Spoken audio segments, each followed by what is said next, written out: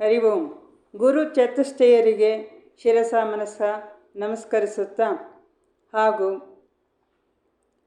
ಇಲ್ಲಿ ಸೇರಿರುವಂತಹ ಶ್ರೋತೃ ವೃಂದದವರಿಗೂ ಹಾಗೂ ಬರಲಿರುವ ನಂಜೀಶ್ ಸಹ ನನ್ನ ನಮಸ್ಕಾರಗಳನ್ನು ಅರ್ಪಿಸುತ್ತಾ ಇಂದಿನ ದಿವಸದ ವಾಸವಿ ದೇವಿ ದರ್ಶನಮಲ್ಲಿ 127ನೇ ಪೇಜ್ ಕ್ರತು ಸಾಫಲ್ಯ ಅಂತ ಹೆಡ್ಡಿಂಗ್ ಇದೆ. ಅದನ್ನು ಮುಂದಕ್ಕೆ ಓದ್ತೀನಿ. ಹೀಗೆ ಮೈತ್ರಿ ಭಾವದಿಂದ ಸಂತೋಷ ಚಿತ್ತರಾಗಿ ರಾಜ ಮತ್ತು ರಾಣಿ ಅರಮನೆಯಲ್ಲಿ ಓಡಾಡುವ ತೇಜೋಮೂರ್ತಿಗಳಂತೆ ಕಂಡರು. ಅವರ ಸಹಜೀವನದ ಆಮ್ರನಂದನದಲ್ಲಿ ಸಂತಾನ ಪ್ರಾಪ್ತಿಯ ಪಂಚಮ ಸ್ವರವು ಕೇಳಿಸಿತು. ಪರಾಂಬಿಕೆಯು ತ್ರಿಶಕ್ತಿಗಳ ರೂಪದ ಒಂದು ದಿವ್ಯ ತೇಜಸ್ಸಾಗಿ ಕುಸುಮಾಂಬೆಯ ಗರ್ಭಪ್ರವೇಶ ಮಾಡಿದ ಸ್ಪರ್ಶಾನುಭೂತಿಯಾಯಿತು. ಪ್ರಸಾದ ಸೇವನೆಯ ಪರಿಣಾಮವನ್ನು ನಿರೀಕ್ಷಿಸಿದಂತೆಯೇ ಕುಸುಮಾಂಬೆಗೆ ಮಾತೃತ್ವ ಪದವಿ ದೊರೆಯುತ್ತಿರುವುದರಿಂದ ಕುಸುಮಶ್ರೇಷ್ಠಿಯ ಹೃದಯದಲ್ಲೂ ಆನಂದವಾರಿಧಿ ಉಕ್ಕಿತು. ಈ ಅನುಭವದಿಂದ ಕುಸುಮಾಂಬೆಯ ಮನೆಗಳೆಲ್ಲ ಆನಂದ ಲಹರಿಗಳು ನರ್ತಿಸಿದವು. ಈ ಸಂತಸದ ವಾರ್ತೆಯನ್ನು ಮಣಿಕುಂಡಲ ದಂಪತಿಗಳಿಗೆ ದೂತರ ಮೂಲಕ ಮುಟ್ಟಿಸಲಾಯಿತು. ತಮ್ಮ ಮಗಳ ಎಣೆಯಿಲ್ಲದ ಭಾಗ್ಯಕ್ಕೆ ಮಣಿಕುಂಡಲನೊಡನೆ ಅವನ ಸತಿಯು ಸಂಭ್ರಮದಿಂದ ಹಿಗ್ಗಿದಳು. ತಮ್ಮ ಮಗಳ ಬಯಕೆಗಳನ್ನು ಪೂರೈಸಬೇಕೆಂದು ದಂಪತಿಗಳಿಬ್ಬರೂ ತಮ್ಮ ಪುತ್ರಿಗೆ ಪ್ರಿಯವಾದುದನ್ನೆಲ್ಲ ಸಿದ್ಧಪಡಿಸತೊಡಗಿದರು. ಕುಸುಮಾಂಬೆಯನ್ನು ಪ್ರತಿದಿನವೂ ವೀಕ್ಷಿಸುತ್ತಿದ್ದ ನೃಪಾಲನಿಗೆ ತನ್ನ ಧರ್ಮಪತ್ನಿಯಲ್ಲಿ ಏನೂ ಹೊಸತೊಂದು ಕಂಡಿತು. ನವಲಾವಣ್ಯವು ದಿನಕ್ಕೂ ವೃದ್ಧಿಗೊಳ್ಳುತ್ತಾ ನೋಡಿದವರ ಮನಸ್ಸನ್ನು ಆಕರ್ಷಿಸುವಂತಿತ್ತು. ಇದು ದೈವಪ್ರಸಾದದ ಫಲವೆಂದು, ಇದು ಮಾನವ ಸಹಜ ಕಳೆಯಲ್ಲವೆಂದು, ಇದು ಅಲೌಕಿಕ ತೇಜಸ್ಸೆಂದು, ಉದರದಲ್ಲಿರುವ ಶಿಶುವಿನಿಂದ ಕುಸುಮಾಂಬೆಯಲ್ಲಿ ಇದು ಹೊಳಪಾಗಿ ವ್ಯಕ್ತವಾಗುತ್ತಿದೆ ಎಂದು ಕುಸುಮಶ್ರೇಷ್ಠಿ ಅರಿತುಕೊಂಡನು. ಸತಿಪತಿಗಳು ಈ ವಿಷಯವಾಗಿ ಅರ್ಥ ಮಾಡಿಕೊಂಡು ಮತ್ತಷ್ಟು ಸಮಯ ದೈವಧ್ಯಾನ ನಿರತರಾದರು. ವಾನಪ್ರಸ್ಥಾಶ್ರಮ ಸ್ವೀಕರಿಸಿ ಕಲಹರ ದಂಪತಿಗಳು ಅರಮನೆಯಿಂದ ತೆರಳಿದ ಮೇಲೆ ತಾವೇ ತಮ್ಮ ಮಗಳಿಗೆ ಹಿರಿಯ ದಿಕ್ಕೆಂದು ಮಣಿಕುಂಡಲ ದಂಪತಿಗಳು ತಮ್ಮ ಸುಪುತ್ರಿಯ ಆರೈಕೆಗಾಗಿ ಪೆನುಗೊಂಡೆಗೆ ಬರಲು ಸಿದ್ಧರಾದರು. ತಮ್ಮ ಕುವರಿಗಾಗಿ ತಯಾರು ಮಾಡಿದ್ದ ವಿವಿಧ ಖಾದ್ಯ ಪದಾರ್ಥಗಳೊಡನೆ ಹೂ ಹಣ್ಣುಗಳನ್ನು ವಸ್ತ್ರಾಭರಣಗಳನ್ನು ತಂದರು. ತನ್ನ ಜನನೀ ಜನಕರು ಅರಮನೆಯೊಳಗೆ ಪ್ರವೇಶಿಸಿದ ಸಮಾಚಾರವನ್ನು ತಿಳಿದ ಕೂಡಲೇ ಕುಸುಮಾಂಬೆಯು ಬಂದು ತನ್ನ ತಾಯಿಯನ್ನು ಆನಂದದಿಂದ ಆಲಿಂಗಿಸಿಕೊಂಡಳು. ತಂದೆಗೂ ನಮಸ್ಕರಿಸಿದಳು. ತಮ್ಮ ಮಗಳಲ್ಲಿ ಉಂಟಾಗಿರುವ ನೂತನ ಶೋಭೆಯನ್ನು ಗುರ್ತಿಸಿ ಅವರಿಬ್ಬರೂ ಮಗಳ ಭಾಗ್ಯವನ್ನು ಮತ್ತೆ ಸ್ಮರಿಸಿದರು. ಈಗಾಗಲೇ ಅರಮನೆಯಲ್ಲಿ ಸಿದ್ಧಪಡಿಸಿದ್ದ ಹಣ್ಣು ಹಂಪಲುಗಳನ್ನು ವಿನಿಯೋಗ ಮಾಡುವುದು ಹೇಗೆಂದು ತನ್ನ ತಾಯಿಯ ಬಳಿ ಕುಸುಮಾಂಬೆಯು ಮಾತನಾಡಿಕೊಂಡಳು. ರಾಶಿ ಹೂಗಳು, ರಾಶಿ ಹಣ್ಣುಗಳು ನಾನಾ ದಿಶೆಗಳಿಂದ ಅರಮನೆಗೆ ಬಂದವು. ಕುಸುಮಾಂಬೆ ದೇವರ ಪ್ರಸಾದವನ್ನು ಸೇವಿಸುವಂತೆ ತನಗೆ ಬೇಕೆನಿಸುವಷ್ಟು ಮಾತ್ರ ಸೇವಿಸುತ್ತಿದ್ದಳು. ಮಿಕ್ಕದ್ದೆಲ್ಲವನ್ನೂ ನಗರೇಶ್ವರ ದೇವಾಲಯಕ್ಕೆ ಕಳುಹಿಸಿ ಪ್ರಸಾದ ವಿನಿಯೋಗಕ್ಕೆ ಬಳಸುವಂತೆ ಅರ್ಚಕರಿಗೆ ಸಂದೇಶ ಕಳುಹಿಸುತ್ತಿದ್ದಳು. ತನ್ನ ಮನಗಳಲ್ಲಾಗುತ್ತಿರುವ ಬದಲಾವಣೆಗಳನ್ನು ಗಮನಿಸಿಕೊಂಡ ಕುಸುಮಾಂಬೆಗೆ ಏನೋ ಅಚ್ಚರಿ, ಅರಿಯದ ಆನಂದ. ತನ್ನ ಪತಿದೇವನಿಗೆ ತಾನೊಂದು ಜೀವಂತ ಕಾಣಿಕೆಯನ್ನು ನೀಡುತ್ತಿರುವೆನೆಂಬ ಧನ್ಯತಾಭಾವವು ಮನಸ್ಸನ್ನೆಲ್ಲ ಉಲ್ಲಾಸಮಯವಾಗಿಸಿತ್ತು. ಕುಸುಮಾಂಬೆಯ ತಾಯಿಯಂತೂ ಮಗಳು ಸೌಭಾಗ್ಯವತಿಯಾಗಿ ಸರ್ವಾಲಂಕಾರ ಭೂಷಿತಳಾಗಿ ಸದಾ ಲಕ್ಷ್ಮಿಯಂತೆ ಶೋಭಿಸುತ್ತಿರಬೇಕೆಂದು ಬಯಸಿ ದಿನವೂ ಹೊಸ ಬಣ್ಣದ ಹೂಗಳನ್ನು ತರಿಸಿ ಕುಸುಮಾಂಬೆಯ ನೀಳ ಜಡೆಗೆ ಮುಡಿಸಿ ಆನಂದಿಸುತ್ತಿದ್ದಳು. ತಾಯಿಯ ಆರೈಕೆಯಿಂದ ಕುಸುಮಾಂಬೆಗೆ ಮುದವು ನಾಚಿಕೆಯು ಜೊತೆಯಾಗಿ ಉಂಟಾಗುತ್ತಿದ್ದವು. ಇದು ಹೇಳ್ತೀಯಾ ಅಕ್ಕ?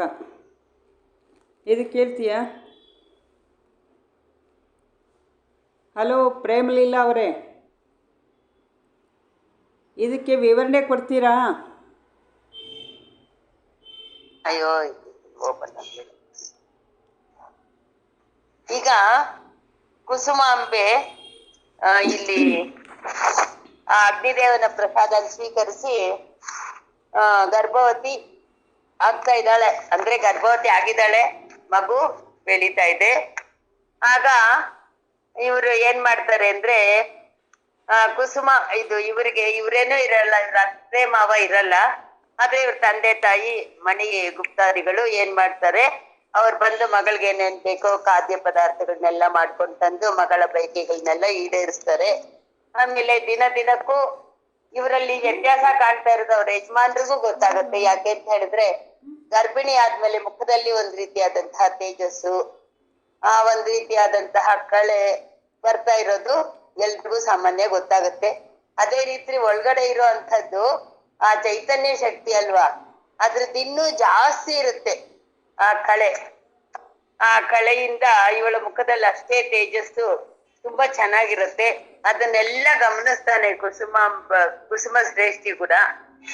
ಈ ತನ್ನ ಹೆಂಡತಿಯಲ್ಲಿ ಬದಲಾವಣೆ ಮತ್ತು ಆಕೆಯಲ್ಲಿ ಸಂತೋಷ ಎಲ್ಲ ಉಕ್ಕಿ ಬರ್ತಾ ಇರುತ್ತೆ ನೋಡಿ. ಇವನ್ಗೂ ತುಂಬಾ ಸಂತೋಷ ಆಗುತ್ತೆ. ಹಾಗೆ ಈಗೇನು ಆ ಒಂದು ಸಮಯದಲ್ಲಿ ಸರ್ವಾಲಂಕಾರ ಭೂಷಿತಳಾಗ್ತಾ ಇರ್ತಾಳೆ. ದಿನ ಒಳ್ಳೆ ಸೀರೆ ಉಟ್ಕೊಂಡು ಒಡವೆಗಳನ್ನ ಧರಿಸ್ಕೊಂಡು ಚೆನ್ನಾಗಿ ರಾಣಿ ಅಲ್ವಾ ಇರ್ತಾಳೆ. ಅಂದ್ರೆ ಇವಳಿಗೆ ಮನಸ್ಸಲ್ಲಿ ಏನೋ ಒಂದ್ ರೀತಿ ಧನ್ಯತಾ ಭಾವ. ಏಕೆಂದ್ರೆ ಒಳಗಡೆ ಯಾವ ಒಂದು ತೇಜೋ ಶಕ್ತಿ ಇದೆಯೋ ಅದು ಏನ್ ಮಾಡುತ್ತೆ ಅಂತ ಹೇಳಿದ್ರೆ ಅದು ಹೀಗಿರ್ಬೇಕು ಅಂತ ಒಳಗಡೆ ಪ್ರೇರಣೆ ಕೊಡ್ತಾ ಇರುತ್ತಂತೆ ಗರ್ಭವತಿಯರಿಗೆ. ಹಾಗೆ ಇಲ್ಲಿ ಆ ಒಂದು ಚೈತನ್ಯ ಶಕ್ತಿ ತಾನೊಂದು ಜೀವಂತ ಕಾಣಿಕೆನ ನೀಡ್ತಾ ಇದ್ದೀನಿ ಅನ್ನೋ ಒಂದು, ಅಂದ್ರೆ ಇವಳಿಗೆ ಆ ಚೈತನ್ಯ ಶಕ್ತಿ ಇದೆ, ಯಾವುದೋ ಒಂದು ಜೀವಂತ ಕಾಣಿಕೆನ ನಾನು ನಮ್ಮ ಒಂದು ಕುಟುಂಬಕ್ಕೆ ನೀಡ್ತಾ ಇದ್ದೀನಿ ಅನ್ನೋ ಒಂದು ಧನ್ಯತಾ ಭಾವ ಈಕೆಯಲ್ಲೂ ಇರುತ್ತೆ. ಯಾಕೆ ಅಂತ ಹೇಳಿದ್ರೆ ಹೆಣ್ಮಕ್ಳಿಗೆಲ್ಲ ಅಷ್ಟೇ, ತಾನೇನಾದ್ರೂ ಒಂದು ಮಗುವನ್ನ ಕೊಟ್ಟು ಈ ಒಂದು ಕುಟುಂಬನ ನಾನು ಬೆಳೆಸ್ತಾ ಇದ್ದೀನಿ ಅನ್ನೋ ಭಾವ ಬಂದಾಗ ಹೆಣ್ಮಕ್ಳಿಗೆ ಹೇಗ್ ಸಂತೋಷ ಆಗುತ್ತೋ, ರಾಣಿ ಆಗಿರುವಂತಹ ಇವಳಿಗೂ ಕೂಡ ಅಷ್ಟೇ ಸಂತೋಷ ಆಗುತ್ತೆ. ದಿನ ಆಕೆಗೆ ಸಂತೋಷ ನಾಚಿಕೆ ಎರಡೂ ಉಂಟಾಗ್ತಾ ಇರುತ್ತೆ. ಆಮೇಲೆ ಈಕೆ ಇನ್ನೇನ್ ಮಾಡ್ತಾಳೆ ಅಂದ್ರೆ ಆ ಸಮಯದಲ್ಲಿ ದೈವ ಧ್ಯಾನ ಮಾಡ್ತಾ ಇರ್ತಾಳೆ. ಆಮೇಲೆ ಉದರದಲ್ಲಿ ಬೆಳೀತಾ ಇರುವಂತಹ ಕಂದನ ಕಲ್ಪನೆ ಸುಖದಲ್ಲಿ ತೇಲ್ತಾ ಇರ್ತಾಳೆ. ಅಂದ್ರೆ ಸಾಮಾನ್ಯವಾಗಿ ಹೇಗಿರುತ್ತೋ ಏನೋ ಆ ಮಗುವಿನ ಒಂದು ಕಲ್ಪನೆ ತಾಯಿಗೆ ಅಲ್ಲಿ ಸದಾಕಾಲ ಇರುತ್ತೆ. ಅದು ಏನಾಗುತ್ತೆ ಅಂದ್ರೆ ತನ್ನ ಹೃದಯವನ್ನೆಲ್ಲ ಆ ಒಂದು ಕಲ್ಪನೆಯಿಂದ ಏನೋ ಆನಂದನ ತುಂಬಿಕೊಂಡಿದ್ದೆ ಹೃದಯದಲ್ಲಿ ಮನಸ್ಸಿನಲ್ಲಿ ಎಲ್ಲ.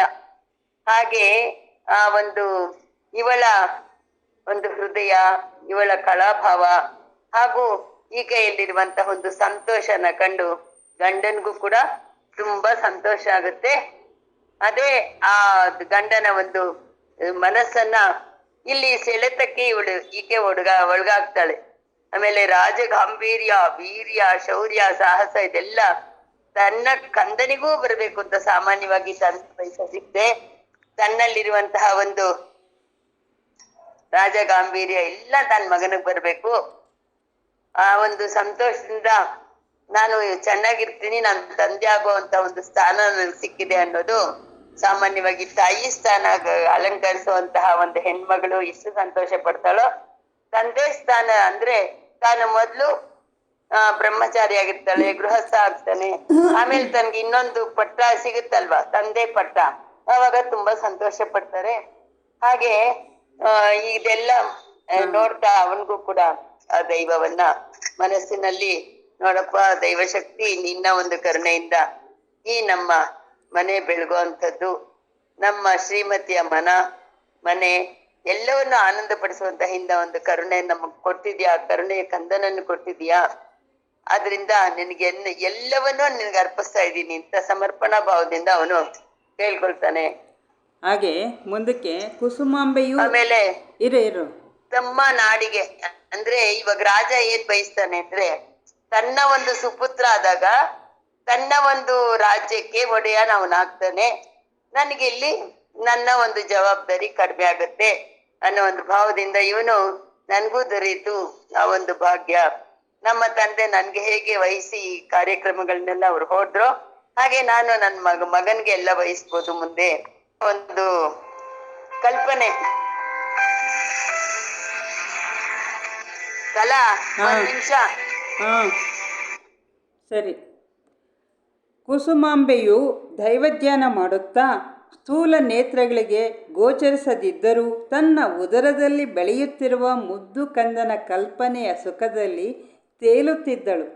ಆದರೇನು, ತನ್ನ ಹೃದಯವನ್ನು ಸೂರೆಗೊಂಡ ಪತಿಯ ರೂಪ, ಗುಣ, ವರ್ಚಸ್ಸುಗಳು, ರಾಜಗಾಂಭೀರ್ಯ, ವೀರ್ಯ, ಶೌರ್ಯ, ಸಾಹಸಗಳು ತನ್ನ ಕಂದನಿಗೂ ಬರಲೆಂದು ಆಶಿಸುತ್ತಾ ತನ್ನ ಪತಿಯನ್ನೇ ಸದಾ ಸ್ಮರಿಸಿಕೊಳ್ಳುತ್ತಿದ್ದಳು. ತನಗಾಗುವ ಕೂಸು ಹೆಣ್ಣೋ ಗಂಡೋ ಎಂದು ಚಿಂತಿಸದೆ ಸಮತ್ವ ಬುದ್ಧಿಯಿಂದ ದೈವ ಚಿತ್ತದಂತಾಗಲಿ ಎಂದು ಸಮರ್ಪಣಾ ಭಾವದಿಂದ ದಿನ ಕಳೆಯುತ್ತಿದ್ದಳು. ತಮ್ಮ ನಾಡಿಗೆ ತಮ್ಮ ರಾಜನಂತಹ ದೇವತಾ ಸ್ವರೂಪನಾದ ಶಿಶುರಾಜನು ಬರುವಂತೆ ಯಜ್ಞೇಶ್ವರನ ಪ್ರಸಾದ ದೊರೆತಿದೆಯೆಂದು ಪ್ರಜಾಹೃದಯವು ಹಿಗ್ಗಿತ್ತು. ಅರಮನೆಯ ವೈಭವ ಹೊಸತನಗಳ ಬಗ್ಗೆ ಹೇಗೋ ಪ್ರಜೆಗಳಿಗೆ ತಿಳಿದು ತಾವೇ ನೇರವಾಗಿ ಸುಖಿಸಿದಂತೆ ಭಾವಿಸಿಕೊಳ್ಳುತ್ತಿದ್ದರು. ಇಲ್ಲಿ ಹೆಣ್ಮಗಳಿಗೆ ಯಾವಾಗ ತಾನು ಪ್ರೆಗ್ನೆಂಟ್ ಆದಮೇಲೆ ಒಂದು ರೀತಿ ಏನೇನು ಹಾಂ ಏನೇನು ನಾವು ಸ್ಥೂಲದಲ್ಲಿ ತುಂಬಕ್ಕಾಗದಿರೋಂತಹ ಸಂಸ್ಕಾರಗಳನ್ನು ಹೆಣ್ಮಗಳು ತನ್ನ ಹೊಟ್ಟೆಯಲ್ಲಿ ಇರಬೇಕಾದ್ರೇ ಕಂದನಿಗೆ ಕೊಡ್ಬೋದು, ತುಂಬೋದು ಅನ್ನೋದು ಸ್ಥೂಲವಾಗಿ ನಮಗೆ ಎಲ್ರಿಗೂ ಗೊತ್ತಿರುತ್ತೆ. ನಾವು ಏನಾದರೂ ಹೇಳಬೇಕಾದ್ರೆ ನೀನು ಚೆನ್ನಾಗಿ ಯಾವುದನ್ನೇ ಯೋಚನೆ ಮಾಡಿದ್ರೂ ಪಾಸಿಟಿವ್ ಆಗಿ ಯೋಚನೆ ಮಾಡು, ನೀನು ಒಳ್ಳೊಳ್ಳೆ ಕತೆಗಳನ್ನ ಕೇಳು, ಒಳ್ಳೆ ಸತ್ಸಂಗದಲ್ಲಿರು ಅಂತ ನಾವು ಹೇಳ್ತೀವಿ ಹೆಣ್ಮಕ್ಳಿಗೆ, ಅಂದರೆ ಗರ್ಭಿಣಿ ಸ್ತ್ರೀಯರಿಗೆ. ಅದೇ ರೀತಿ ಕುಸುಮಾಂಬೆಗೂ ದೈವಧ್ಯಾನ ಮಾಡುವಂಥ ಮೊದಲೇ ಅವರಿಗೆ ಆ ಕಲೆ ಒಳಗಡೆ ಏನಾಗ್ತಾ ಇದೆ ಅನ್ನೋದನ್ನು ಕಲ್ಪನೆ ಮಾಡಿಕೊಂಡೇ ತೇಲ್ತಾ ಇದ್ಲು ಅವಳು. ಆದರೆ ಅವಳಿಗೆ ಒಂದು ಥಾಟ್ ಬಂತು, ನಮ್ಮ ಯಜಮಾನರ ಒಂದು ಗಾಂಭೀರ್ಯ, ಶೌರ್ಯ, ವೀರ್ಯ, ಎಲ್ಲ ಸಾಹಸಗಳು ನನ್ನ ಕಂದನಿಗೂ ಬರಬೇಕು ಅಂತ ಅವನ ಪತಿಯನ್ನೇ ಅವಳು ಧ್ಯಾನಿಸ್ತಾ ಇದ್ಳು. ಯಾರನ್ನು ಧ್ಯಾನಿಸಿದ್ರೆ ಅದರ ಒಂದು ಗುಣಗಳು, ಅವರ ಒಂದು ಸಾಹಸಗಳು, ಸಂಸ್ಕಾರಗಳು ಆ ಮಗುಗೆ ಟ್ರಾನ್ಸ್ಫರ್ ಆಗುತ್ತೆ. ಅದು ಚೆನ್ನಾಗಿ ಕೇಳ್ಕೊತಾ ಇರುತ್ತೆ. ಇದಕ್ಕೆ ಉದಾಹರಣೆ ಬೇಕು ಅಂತಂದರೆ ನಮಗೆ ಭಕ್ತ ಪ್ರಹ್ಲಾದಂದು ಕೇಳಿದ್ರೆ ನಮಗೆ ತುಂಬ ಖುಷಿಯಾಗುತ್ತೆ. ಭಕ್ತ ಪ್ರಹ್ಲಾದ ಹಿರಣ್ಯಕಶಿಪನ ಮಗ. ಆದರೂ ಹೊಟ್ಟೆಯಲ್ಲಿ ಇದ್ದಾಗ ಅವನು ನಾರದ ಮುನಿಗಳ ಒಂದು ಆಶ್ರಮದಲ್ಲಿ ಇದ್ದು ಅವರು ಹೇಳುವಂಥ ಒಂದು ಸತ್ಸಂಗನ ಕೇಳ್ತಾ ಅವನು ತಾಯಿ ಮಲಗಿದ್ರು ಇವರು ಹೂ ಅಂತ ಇದ್ದ. ಎಲ್ಲಿಂದ ಬರ್ತಾಯಿದೆ ಸೌಂಡು, ಈ ಸೌಂಡ್ ಎಲ್ಲಿಂದ ಬರ್ತಾಯಿದೆ ಅಂತ ನಾರದ ಮುನಿ ಎಲ್ಲ ಕಡೆಯೂ ನೋಡಿ ಆಮೇಲೆ ನಮ್ಮ ತಾಯಿ ಮಲಗಿದ್ರೆ ಏನು ಪರವಾಗಿಲ್ಲ, ನೀವು ಮುಂದುವರಿಸಿ ಹೇಳಿ ಅಂತ ಹೇಳ್ಬಿಟ್ಟು ಹೇಳ್ತಾ ಇದ್ದ. ಅದೇ ರೀತಿ ಪ್ರತಿಯೊಬ್ಬರ ಗರ್ಭಧಾರಣೆ ಆದಾಗಲೂ ಸಹ ಅದು ಕೇಳೋ ಅಂಥ ಒಂದು ಮನಸ್ಥಿತಿ ಇದ್ದೇ ಇರುತ್ತೆ ಆ ಮಗುವಿಗೆ. ಆವಾಗ ಏನೇನು ತುಂಬೋದೋ ಎಲ್ಲವನ್ನೂ ತುಂಬ್ತಾ ಹೋಗೋದಕ್ಕೆ ಸಾಧ್ಯ ಆಗುತ್ತೆ. ಈಚೆ ಬಂದ ಮೇಲೆ ಆ ಸಂಸ್ಕಾರಗಳನ್ನ ತುಂಬೋದಕ್ಕಿಂತ ಮೊದಲೇ ಹೊಟ್ಟೆಲಿದ್ದಾಗಲೇ ತುಂಬೋದು ತುಂಬ ಸುಲಭ ಅನ್ನೋದು ಋಷಿಮುನಿಗಳು ಹೇಳ್ತಾರೆ. ನಮ್ಮ ಪುರಾಣ, ನಮ್ಮ ವೇದ, ಶಾಸ್ತ್ರ, ಭಗವದ್ಗೀತೆ ಎಲ್ಲದರಲ್ಲೂ ಈ ಮಾತು ನಮಗೆ ಕಿವಿಗೆ ಬಿದ್ದಿರುತ್ತೆ. ಅದು ನಮಗೂ ಅನುಭವ ಆಗಿರುತ್ತಲ್ವ. ಕುಸುಮಾಂಬೆಯು ಆರೋಗ್ಯವಂತಳಾಗಿ ಓಡಾಡಿಕೊಂಡಿದ್ದಳು. ಉತ್ತಮ ಮಹಿಳಾ ವೈದ್ಯರಿಂದ ರಾಣಿಗೆ ಮಾರ್ಗದರ್ಶನವೂ ನೀಡಲ್ಪಡುತ್ತಿತ್ತು. ಕುಸುಮಾಂಬೆಯ ಉಪಚಾರಕ್ಕಾಗಿ ಸೂಕ್ಷ್ಮ ಸಂವೇದನಾಶೀಲೆಯರಾದ ಆಪ್ತ ಸಖಿಯರನ್ನೂ ನೇಮಿಸಲಾಯಿತು. ಕುಳಿತಲ್ಲೇ ಸೇವೆ ಮಾಡುವ, ಪರಿಚಾರಿಕೆಯನ್ನು ಅನೇಕರಿದ್ದರೂ ಕೋಸುಂಬಿಯು ಮಾತ್ರ ಕ್ರಿಯಾಶೀಲರಾಗಿ ಅನಾಯಾಸಕರವಾದ ಅರ್ಚನೆ, ಅಧ್ಯಯನ, ಗಾನ, ಚಿತ್ರಕಲೆ, ಸತ್ಕಥಾಶ್ರವಣ, ಪವನ ವ್ಯವಹಾರಗಳಲ್ಲಿ ತನ್ನನ್ನು ತಾನು ಸದಾ ತೊಡಗಿಸಿಕೊಳ್ಳುತ್ತಿದ್ದಳು. ಅಂದರೆ ನಾವು ಪ್ರೆಗ್ನೆಂಟ್ ಆದಮೇಲೆ ನೀವು ಬೆಡ್ ರೆಸ್ಟ್ ಅಂತ ಅಂದ್ಬಿಡ್ತಾರೆ. ಆದರೆ ರಾಣಿಯಾದವಳು ಆರೋಗ್ಯವಾಗಿದ್ಲು, ಚೆನ್ನಾಗಿ ಎಲ್ಲ ಓಡಾಡ್ಕೊಂಡಿದ್ಲು. ಅವಳು ಉಪಚಾರಕ್ಕೋಸ್ಕರ ಇನ್ನೂ ಸಂವೇದನಾಶೀಲ ಇರುವಂಥ ಒಂದು ಸೂಕ್ಷ್ಮ ಸಂವೇದನಾಶೀಲ ಇರುವಂಥ ಒಂದು ಸಖಿಯರನ್ನ ನೇಮಿಸಿರ್ತಾರೆ. ಒಳ್ಳೆ ಟ್ರೀಟ್ಮೆಂಟು, ಒಳ್ಳೆಯ ವೈದ್ಯೋಪಚಾರಗಳು ಎಲ್ಲ ನಡೀತಾ ಇರುತ್ತೆ. ಆದರೆ ಇವಳು ಸುಮ್ಮನೆ ಕೂತಿರಲಿಲ್ಲ. ತಾನು ಮಾಡೋವಂಥ ಕೆಲಸನ ಪೂಜೆ ಮಾಡೋದು, ಅಧ್ಯಯನ ಮಾಡೋದು, ಹಾಡೋದು, ಒಂದು ಚಿತ್ರಕಲೆಯನ್ನು ಬಿಡಿಸೋದು, ಒಳ್ಳೆ ಕಥೆಗಳನ್ನ ಕೇಳೋದು, ಮತ್ತು ವಾಕಿಂಗ್, ಪವನ ವಿಹಾರ ಅಂತಾರೆ, ವಾಕಿಂಗ್ ಅಂತ ಇಂಗ್ಲೀಷ್ನಲ್ಲಿ ಹೇಳ್ಬಿಡ್ತೀವಿ. ಆ ಒಂದು ವಾಕಿಂಗು ಹೋಗೋದು ಬರೋದು ಎಲ್ಲನೂ ನೋಡಿ ಆ ಒಂದು ದೃಶ್ಯಗಳನ್ನ ಮನಸ್ಸುಗಳಿಂದ ತುಂಬ್ಕೊತಾ ಇದ್ಲು.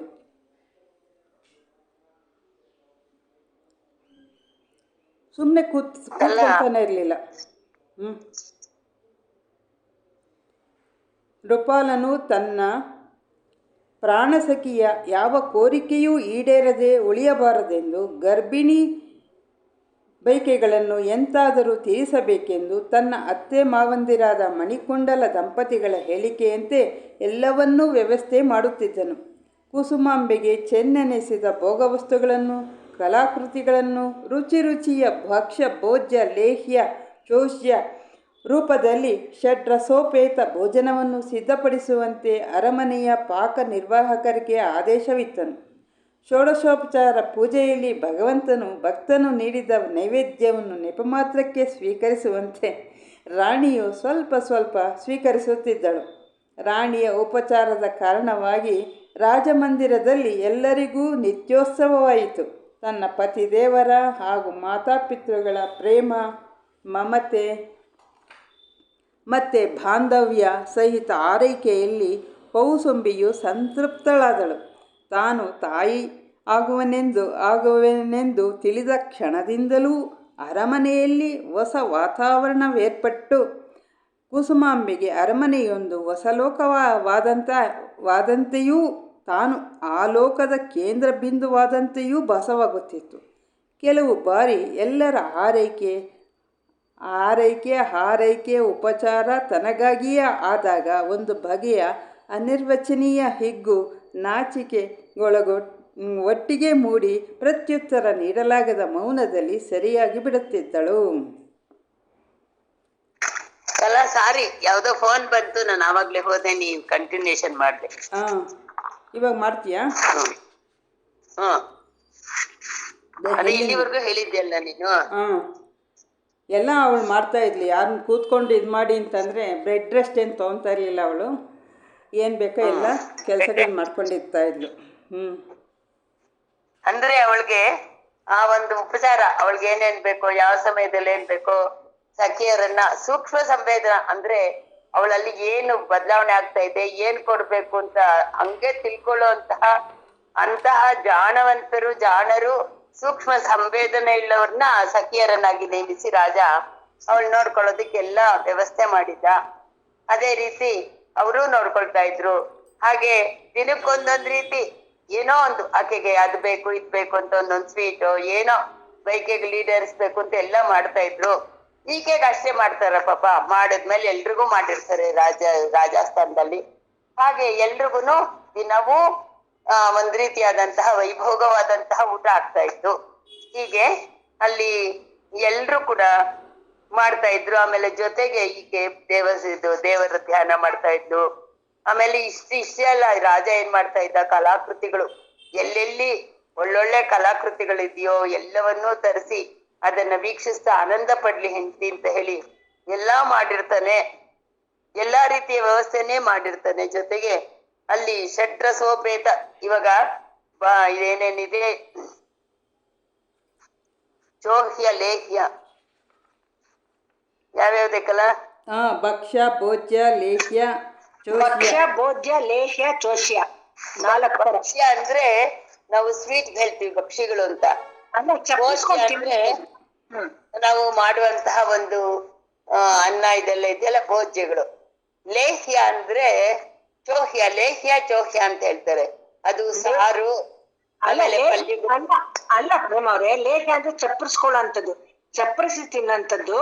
ಚೋಷ್ಯ ಅಂದ್ರೆ ಕಬ್ಬು ಅಗದು ಉಗಿತೀವಲ್ಲ, ಅದು ಚಿಕ್ಕಮ್ಮ ಹೇಳಿದ್ರು, ಜ್ಞಾಪಕ ಇದೆ ನನಗೆ. ಅಂದ್ರೆ ಅಗದು ಒಗಿಯೋದು ಅಂದ್ರೆ ಇವಾಗ ಇದ್ರಲ್ಲಿ ನಾವೇನಾದ್ರೂ ಒಂದ್ ಮಾಡಿರ್ತೀವಲ್ಲ, ಇದಿರುತ್ತಲ್ಲ ನಮ್ಮ ಅದು ನಾವು ಸಾರ್ ಹಾಕ್ತಿವಲ್ಲ, ಡ್ರಮ್ಸ್ಟಿಕ್, ಸಾರಲ್ಲಿ ಊಟದಲ್ಲಿ ಅದೇ ಡ್ರಮ್ಸ್ಟಿಕ್ ಇವೆಲ್ಲ ಇವಾಗೆಲ್ಲ ಆರೋಗ್ಯಕ್ಕೆ ಒಳ್ಳೇದು ಅಂತ ಮೆಣಸಿನ್ಕಾಯಿ ಹಾಕ್ತೀವಿ. ಮೆಣಸಿನ್ಕಾಯಿ ಆಗಲ್ಲ, ನುಗ್ಗೆಕಾಯಿ ನುಗ್ಗೆಕಾಯಿ ಬೇಕು ನಮ್ಗೆ ಬಂದಿಲ್ಲ. ನುಗ್ಗೆಕಾಯಿ ಅಗದು ತಿಂದು ಹಾಕ್ತಿವಲ್ಲ, ಆ ನುಗ್ಗೆಕಾಯಿ ಚೋಹ್ಯನಾಗಾದ್ರೆ. ಲೇಹ್ಯ ಅಂದ್ರೆ ಯಾವ್ದು? ಲೇಹ್ಯ ಚಪ್ಪರಿಸೋದಪ್ಪ. ಹಲ್ವಾ ಅವೆಲ್ಲ ಚಪ್ಪರಿಸ್ಕೊಂಡ್ ತಿಂತೀವಲ್ವಾ, ಚಾಕ್ಲೇಟ್ ಹಲ್ವಾ, ಆತರ ಚಪ್ಪರಿಸೋದನ್ನ ಲೇಹ್ಯ ಅಂತಾರಂತೆ. ಬಾಣಂತಿ ಲೇಹ್ಯ ಚಪ್ಪರಿಸ್ತೀವಲ್ವಾ. ಹಾಗೆ ಈ ಭಕ್ಷ್ಯ ಭೋಜ್ಯಗಳೆಲ್ಲ ಪ್ರತಿನಿತ್ಯದ ಒಂದು ಊಟದಲ್ಲಿ ಇರ್ತಾ ಇತ್ತು.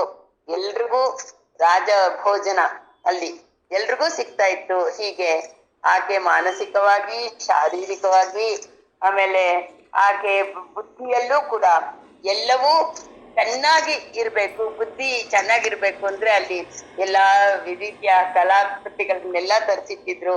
ಯಾಕೆಂದ್ರೆ ಆ ಸಮಯದಲ್ಲಿ ಏನನ್ನ ನೋಡ್ತಾ ಇರ್ತೀವೋ ಅದೇ ರೀತಿಯಾದಂತಹ ಭಾವನೆಗಳು ಆ ಮಗುವಿನ ಮೇಲೆ ಒಂದ್ ರೀತಿಯಾದಂತಹ ಪರಿಣಾಮ ಬೀರುತ್ತೆ ಅಂತ ಹೇಳಿ ಒಳ್ಳೊಳ್ಳದನ್ನೇ ನೋಡ್ಬೇಕು ಅಂತ ಹೇಳ್ತಾರೆ. ಅದೇ ರೀತಿ ಎಲ್ಲಾ ತರ್ಸಿರ್ತಾನೆ, ರಾಜ ಅಲ್ವಾ, ಎಲ್ಲೆಲ್ಲಿ ಏನೇನ್ ಸಿಗುತ್ತೋ ಅಂತದನ್ನೆಲ್ಲ ತರಿಸಿ ಗರ್ಭಿಣಿ ಮನಸ್ಸಿಗೆ ಸಂತೋಷನೂ ಆಗ್ಬೇಕು, ಒಳ್ಳೆ ಸಂಸ್ಕಾರವಂತ ಆಗ್ಬೇಕು ಮಗು, ಹೀಗೆಲ್ಲ ಯೋಚನೆ ಮಾಡಿ ಎಲ್ಲಾ ರೀತಿಯಾದಂತಹ ಇದನ್ನ ಮಾಡಿ, ಅಂದ್ರೆ ಪೂರ್ಣ ಸಹಕಾರ ಪತಿದೇವ್ರದು, ಮಾತಾಪಿತೃಗಳದು, ಇಬ್ಬರ ಒಂದು ಆನಂದ, ಅವರ ಒಂದು ಪ್ರೇಮ, ಪ್ರೀತಿ, ಹಾರೈಕೆಯಲ್ಲಿ ಈಕೆ ತನ್ಮೇಲಾಗ್ಬಿಟ್ಟಿರ್ತಾಳೆ. ಅವಳೇ ಮರ್ತೋಗ್ಬಿಡ್ತಾಳೆ. ಜೊತೆಗೆ ಅಲ್ಲೇ ಒಂದು ಸ್ವರ್ಗ ಸೃಷ್ಟಿ ಆಯ್ತೇನೋ, ಯಾವುದೋ ಒಂದು ಲೋಕದಲ್ಲಿ ನಾನು ಇದ್ದೀನಿ ಅನ್ನೋ ಭಾವನೆ ಅವಳಲ್ಲಿ ಉಂಟಾಗತ್ತೆ. ಅಂದ್ರೆ ಅನಿರ್ವಚನೀಯ, ಹೀಗೂ ಹೇಳೋಕ್ ಆಗದೆ ಇರುವಂತ ಸಂತೋಷ ಆಕೆಗೆ, ವರ್ಣನೆ ಮಾಡೋಕೆ ಆಗಲ್ಲ ಅಂತ ಇಟ್ಕೊಳ್ಳಿ. ಇವು ಇಷ್ಟೆಲ್ಲ ನನ್ಗೆ ಯಾವ ಲೋಕದಲ್ಲಿ ಇದೀನಪ್ಪ ಅಂತ ಅನ್ಕೊಂಡು ಇದನ್ನೆಲ್ಲ ಮಾಡ್ತಾ ಇರ್ತಾಳೆ ಅಂತ ಇದ್ರಲ್ಲಿ ಬಂದಿದೆ. ಅಂದ್ರೆ ಅಷ್ಟು ಆನಂದವಾಗಿರ್ತಾಳೆ ಆ ಗರ್ಭಿಣಿ ಕುಸುಮಾಂಬೆ. ಅವಳದೇ ಒಂದು ಹೊಸ ಲೋಕ. ಪುಂಸವನ ಸಂಸ್ಕಾರ. ಕುಸುಮಾಂಬೆಗೆ 3ನೆಯ ತಿಂಗಳೊಳಗೆ ಪುಂಸವನ ಸಂಸ್ಕಾರವನ್ನು ನೆರವೇರಿಸಬೇಕೆಂದು ಭಾಸ್ಕರಾಚಾರ್ಯರು ತಮ್ಮ ಶಿಷ್ಯರ ಕೈಯಲ್ಲಿ ಅರಮನೆಗೆ ಸಂದೇಶವನ್ನು ಕಳಿಸಿದರು. ಗುರುವಚನದಂತೆ ಸರ್ವ ಸಿದ್ಧತೆಗಳೂ ಆದವು. ಆ ಸುದಿನ ಬ್ರಾಹ್ಮಿ ಮುಹೂರ್ತದಲ್ಲಿ ಎದ್ದು ಮಂಗಳ ಸ್ನಾನ ಮಾಡಿದ ಕುಸುಮಾಂಬೆ ಉಷಃಕಾಲದಲ್ಲಿ ಜಪ ಧ್ಯಾನ ಮಾಡಲು ಕುಳಿತಳು. ಉಷಾದೇವಿಯು ಪ್ರತಿದಿನ ತನ್ನ ಕೃಪಾಪೂರ್ಣ ಹಸ್ತಗಳಿಂದ ವಿಶ್ವದ ದಿವ್ಯ ಭಂಡಾರದ ಬಾಗಿಲನ್ನು ತೆಗೆಯುತ್ತಾಳೆಂದು ತನ್ನ ಪತಿಯ ವಚನ ರತ್ನಗಳಿಂದ ತಿಳಿದುಕೊಂಡಿದ್ದಳು. ಕುಸುಮ ಶ್ರೇಷ್ಠಿಯಾದರೂ ತನ್ನ ನಲ್ಮೆಯ ಸತಿಗೆ ಹೇಗೆ ಹಿತಕರವೆನಿಸುವುದೋ ಹಾಗೆ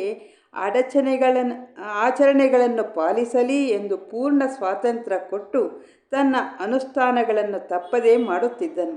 ಸಕಾಲಕ್ಕೆ ಎಲ್ಲರೂ ಸಿದ್ಧರಾದರು. ಅರಮನೆಯ ರಾಜಪರಿವಾರದವರು, ಆಪ್ತ ಸಖಿಯರು, ಪರಿಚಾರಕ ವೃಂದದವರು ಅರಮನೆಯಲ್ಲಿ ನೆರೆದರು. ಭಾಸ್ಕರಾಚಾರ್ಯರು ಸೂರ್ಯೋದಯದ ವೇಳೆಗೆ ಶಿಷ್ಯರೊಡನೆ ಸೂರ್ಯನಂತೆ ಆಗಮಿಸಿದರು. ಅರಮನೆಯ ಪೂಜಾ ಮಂದಿರದ ಎದುರಿನ ಆಲಯದಲ್ಲಿ ಪುಂಸವನ ಹೋಮವು ನೆರವೇರಿತು. ಭ್ರೂಣದ ಶಕ್ತಿ ವೃದ್ಧಿಗಾಗಿ ಕುಸುಮ ದಂಪತಿಗಳು ದೇವರಲ್ಲಿ ಪ್ರಾರ್ಥಿಸಿಕೊಂಡು ಹೋಮ ಮಾಡಿದರು. ಎಲ್ಲರಿಗೂ ಮೃಷ್ಟಾನ್ನ ಭೋಜನವಾಯಿತು. ಕುಸುಮಾಂಬೆಯು ಅನೇಕ ಗರ್ಭಿಣಿ ಸ್ತ್ರೀಯರಿಗೆ ಹಣ್ಣು ಹಂಪಲು ವಸ್ತ್ರಾಭರಣಗಳನ್ನು ತಾಂಬೂಲದಲ್ಲಿ ನೀಡಿದಳು. ಆ ದಿನವೆಲ್ಲ ಕುಸುಮಾಂಬೆಯು ಅಲ್ಪ ಆಹಾರವನ್ನು ಸೇವಿಸಿ ಹಾಲು ಹಣ್ಣು ಮಾತ್ರ ಸ್ವೀಕರಿಸಿದಳು. ಆ ದಿನ ರಾತ್ರಿ ಕುಸುಮ ಶ್ರೇಷ್ಠಿಯು ತನ್ನ ಸಹಧರ್ಮಿಣಿಯ ಶಿರಸ್ಸಿನ ಮೇಲೆ ಬಲಗೈ ಇರಿಸಿ ಪುಂಸವನಕ್ಕೆ ಸಂಬಂಧಿಸಿದ ಒಂದು ನಿರ್ದಿಷ್ಟ ಮಂತ್ರವನ್ನು ಪಠಿಸುತ್ತಾ ಅವಳಿಗೆ ಶುಭವನ್ನು ಕೋರಿದನು. ಆ ಮಂತ್ರಾರ್ಥವೂ ಹೀಗಿದೆ: ನವಮಾಸಗಳು ತುಂಬಿದ ಬಳಿಕ ನಿನಗೆ ಪ್ರಸವವಾಗಲಿ, ಬಿದಿಗೆಯ ಚಂದ್ರನು ವೃದ್ಧಿಯಾದಂತೆ ಸಮುದ್ರವು ಹೊಮ್ಮುವಂತೆ ನಿನ್ನ ಗರ್ಭವು ಬೆಳೆಯಲಿ, ಆಯುಸ್ಸು, ಬ್ರಹ್ಮತೇಜಸ್ಸು ಮತ್ತು ಪರಾಕ್ರಮಗಳಿಂದ ಕೂಡಿದ ಮಗು ಹುಟ್ಟಲಿ, ನೀನು ಬದುಕಿದ್ದು ಶಿಶುವಿನ ಸ್ಥಿತಿ ಮತ್ತು ಪ್ರಗತಿಯನ್ನು ನೋಡುವಂತೆ ಪರಮಾತ್ಮನು ಕಾಪಾಡಲಿ ಅಂತ ಅರ್ಥನಂತೆ. ಎಂತಹ ಸಾರ್ವಚಿತ್ಯದ ಮಂತ್ರವಿದೆ ಎಂದು ಪಠಿಸುವಾಗ ಕುಸುಮಶ್ರೇಷ್ಠಿ ತನ್ನ ಹೃದಯದಲ್ಲಿಯ ದೇವರನ್ನು ಧ್ಯಾನಿಸುತ್ತಿದ್ದನು. ಗುರು ಭಾಸ್ಕರಾಚಾರ್ಯರ ಸಾನ್ನಿಧ್ಯದಲ್ಲಿ ಕುಸುಮ ರೂಪಾಲನು ಪ್ರತಿಯೊಂದು ವಿಷಯವನ್ನು ಆಳವಾಗಿ ಅರ್ಥ ಮಾಡಿಕೊಳ್ಳುತ್ತಿದ್ದರಿಂದ ಧರ್ಮಶ್ರದ್ಧೆ ರಾಜನಲ್ಲಿ ಸರ್ವದಾ ಪ್ರಕಾಶಯುತವಾಗಿತ್ತು. ತಾನೇಕೆ ಈ ಧರ್ಮವಿಧಿಗಳಲ್ಲಿ ಇಷ್ಟೊಂದು ನಿಷ್ಠೆ ಹೊಂದಿರುವೆನೆಂದು ಕುಸುಮಾಂಬೆಗೆ ವಿವರಿಸಿದನು. ಕುಸುಮಾಂಬೆ, ಧರ್ಮವಿಧಿಗಳನ್ನು ನೆಪಮಾತ್ರಕ್ಕೆ ಆಚರಿಸುವುದು ಮೌಢ್ಯವಾಗುವುದು. ಆದರೆ ಗಾಢವಾದ ಸದಾಶಯಗಳಿಂದ ಗೂಢವಾದ ಪ್ರಕೃತಿ ಸತ್ಯಗಳ ಗರ್ಭವನ್ನು ಸೀಳಿ ಋಷಿಗಳು ನೀಡಿದ ಧರ್ಮ ಸಂದೇಶ, ಧರ್ಮಪಥ ಗಮನ ವಿಧಾನ, ಧರ್ಮದಿಂದಾಗುವ ಸಿದ್ಧಿ ಶುದ್ಧಿಗಳನ್ನು ಆಳವಾದ ವಿವೇಚಿಸಿ ವಿಶ್ಲೇಷಣೆಗಳಿಂದ ಗುರು ಭಾಸ್ಕರಾಚಾರ್ಯರು ತಿಳಿಸಿದ್ದಾರೆ. ಈ ಪ್ರಪಂಚದಲ್ಲಿ ಯಾವ ಸ್ಪಂದನವೂ, ಯಾವ ಭಾವವೂ, ಯಾವ ಯೋಚನೆಯೂ ಸತ್ವಹೀನವಲ್ಲ. ಪ್ರತಿಯೊಂದಕ್ಕೂ ರೂಪವಿದೆ, ಆಕಾರವಿದೆ, ವರ್ಣವಿದೆ, ನಾಮವಿದೆ, ಬಲವಿದೆ, ಫಲವಿದೆ. ಮಂತ್ರ ಪಠಣದಲ್ಲಿ ಎಲ್ಲವನ್ನೂ ಸರಿಯಾಗಿ ಸಂಯೋಜಿಸಿದರೆ ಶಕ್ತಿಯುತವಾಗಿ ಅವು ಮೂರ್ತಗೊಂಡು ನಿಶ್ಚಿತ ಗುರಿಯನ್ನು ತಲುಪಿಸುತ್ತವೆ ಎಂದು ವಿವರಿಸಿದನು. ಎಲ್ಲವನ್ನೂ ಆಲಿಸುತ್ತಾ ತನ್ನ ಶಯ್ಯೆಯಲ್ಲಿ ನಿದ್ರಿಸಿದಳು. ಭಾಸ್ಕರಾಚಾರ್ಯರು ನೋಡಿ, ಇದು ಎಷ್ಟು ಅದೃಷ್ಟ ಅಲ್ವಾ. ಗುರುಗಳೇ ಹೇಳಿ ಕಳಿಸ್ತಾರೆ, ಪುಂಸವನದ ಸಂಸ್ಕಾರ ಮಾಡ್ಬೇಕು. ಪುಂಸವನ ಅಂತ ಹೇಳಿದ್ರೆ 3ನೇ ತಿಂಗಳಲ್ಲಿ ಅನ್ಸುತ್ತೆ ಸಂಸ್ಕಾರ. ಆ ಸಮಯದಲ್ಲಿ ಆ ಮಗುಗೆ ಏನ್ ಸಂಸ್ಕಾರ ಮಾಡಿರ್ತಾರೋ ಆ ಸಂಸ್ಕಾರಗಳನ್ನೆಲ್ಲ ಆ ಸಂಸ್ಕಾರದಿಂದ ಮಗುವಿನಲ್ಲಿ ಬರುತ್ತಂತೆ. ಕೆಲವನ್ನ ನಾವು ತಗೊಂಡ್ ಬಂದಿರ್ತೀವಿ ಸಂಸ್ಕಾರಗಳು, ಕೆಲವನ್ನ ಸಂಸ್ಕಾರದಿಂದ ಅವರು ಮಂತ್ರಗಳಿಂದ ಆ ಮಗುವಿಗೆ ಕೊಡ್ತಾರೆ.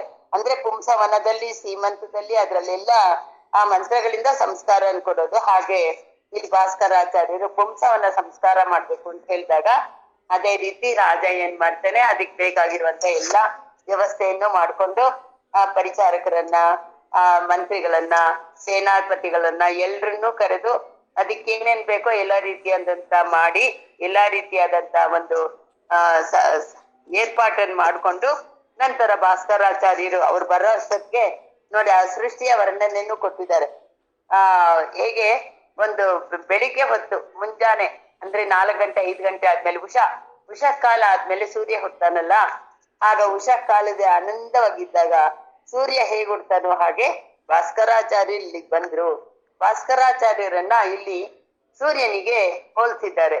ಯಾಕೆಂದ್ರೆ ಆ ಒಂದು ಬ್ರಹ್ಮ ತೇಜಸ್ಸನ್ನುಳ್ಳ ಗುರುಗಳಿಗೆ ಯಾವಾಗ್ಲೂ ನಾವು ಸೂರ್ಯನ ಒಂದು ಉದಾಹರಣೆಯನ್ನ ಕೊಡ್ತೀವಿ. ಅಷ್ಟೇ ಅಲ್ಲ, ಆ ತೇಜಸ್ಸು ನಾವ್ ಯಾವ್ದು ಅಂತ ವರ್ಣನೆ ಮಾಡೋಕೆ ಆಗಲ್ಲ. ಬ್ರಹ್ಮ ತೇಜಸ್ಸು ಅಷ್ಟು ಇದಾಗಿರುತ್ತೆ. ನೋಡ್ತಾ ಇದ್ರೆ ಹಾಗೇ ನೋಡ್ಬೇಕು, ಅವರನ್ನೇ ಧ್ಯಾನಿಸ್ಬೇಕು, ಅವ್ರನ್ನ ನನ್ನ ಹೃದಯದಲ್ಲಿ ಆರಾಧಿಸ್ಬೇಕು. ಇಂತಹ ಒಂದು ಭಾವನೆ ಬಹಳವಾಗಿ ಉಂಟಾಗ್ತಾ ಇರುತ್ತೆ. ಹಾಗೆ ಇವರು ಇಷ್ಟೆಲ್ಲ ಸಿದ್ಧತೆ ಮಾಡ್ಕೊಂಡಿರ್ತಾರೆ. ಅವ್ರು ಏನೇನ್ ಬೇಕೋ ಆಶೀರ್ವಾದಕ್ಕೆ ಸಿದ್ಧವಾಗಿ ಆ ಮಗುವಿಗೆ ಆ ಸಂಸ್ಕಾರನ ಕೊಡ್ತಾ ಎಲ್ಲರ ಆಶೀರ್ವಾದ ನೋಡಿ, ಪ್ರತಿಯೊಂದು ಜೀವಿಯ ಆಶೀರ್ವಾದ ಇಲ್ಲಿ ಉಪಯೋಗ ಆಗತ್ತಂತೆ. ನೋಡಿ, ಅವರು ಚಿಕ್ಕವ್ರಿರ್ಬೋದು, ದೊಡ್ಡವ್ರಿರ್ಬೋದು, ಅವ್ರ ಹೃದಯದಿಂದ ಒಳ್ಳೇದಾಗ್ಲಿಪ್ಪ ಇವ್ರಿಗೆ ಅಂತ ಸಂಕಲ್ಪ ಮಾಡಿದಾಗ ಆ ಒಳ್ಳೆಯ ಸಂಕಲ್ಪ ಒಂದು ಪ್ರಭಾವ ಆ ಮಗುವಿನ ಮೇಲೆ ಹೆಚ್ಚಿನ ಪ್ರಭಾವ ಬೀರುತ್ತಂತೆ. ಅದಕ್ಕೋಸ್ಕರನೇ ಒಂದು ವಿವಾಹದಲ್ಲಾಗ್ಲಿ ಅಥವಾ ಯಾವುದೇ ಒಂದು ಪುಣ್ಯ ಕಾರ್ಯಗಳಲ್ಲಾಗ್ಲಿ ಆಶೀರ್ವಾದ ಮಾಡ್ತಾರೆ ಗುರು ಹಿರಿಯರೆಲ್ಲ.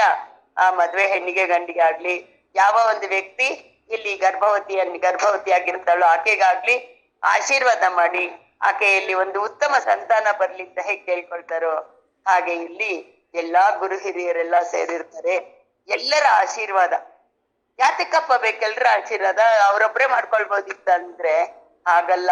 ಎಲ್ಲ ಆ ಜೀವಿಗಳ ಆಶೀರ್ವಾದ ಎಲ್ರೂ ಒಳ್ಳೇದಾಗ್ಲಿ ಇವ್ರಿಗೆ ಅಂತ ಹೇಳಿದಾಗ ಅಲ್ಲಿ ಆಕೆಗೆ ಎಲ್ಲರ ಒಂದು ಶಕ್ತಿ ಒಂದು ಆರ ತರ ಬರುತ್ತಂತೆ. ಇದನ್ನೇ ನಾವು ಯಾವ್ದೋ ಊರಲ್ಲಿ ಒಂದು ಕ್ಲಾಸ್ಗೆ ಹೋಗಿದ್ದಾಗ ಅಲ್ಲಿ ಏನ್ ಮಾಡ್ತಾ ಇದ್ರು, ಎಲ್ರು ವಾಕಿಂಗ್ ಹೋಗ್ತಾ ಇದ್ವಿ, ಗ್ರೂಪ್ ಅಲ್ಲಿ ವಾಕಿಂಗ್ ಹೋಗಿ ಒಂದು ಕಡೆಗೆ ನಿಮ್ಮೆಲ್ಲರ ಒಂದು ಸತ್ ಪ್ರಭಾವ ಅಂದ್ರೆ ಧನಾತ್ಮಕ ಒಂದು ಭಾವನೆಗಳನ್ನ ಇಲ್ಲಿ ಇಡಿ, ಕಳಿಸಿ ಇಲ್ಲಿಗೆ ಅಂತ ಹೇಳ್ತಾ ಇದ್ರು. ಹಾಗೆ ಕಳಿಸಿದಾಗ ಸಾಮೂಹಿಕವಾಗಿ ಧನಾತ್ಮಕ ಭಾವನೆಗಳು ಅಲ್ಲಿ ಇದ್ದಾಗ ಏನಾಗುತ್ತೆ ಅಂತ ಕೂಡ ಹೇಳಿದ್ರು ಅವರು.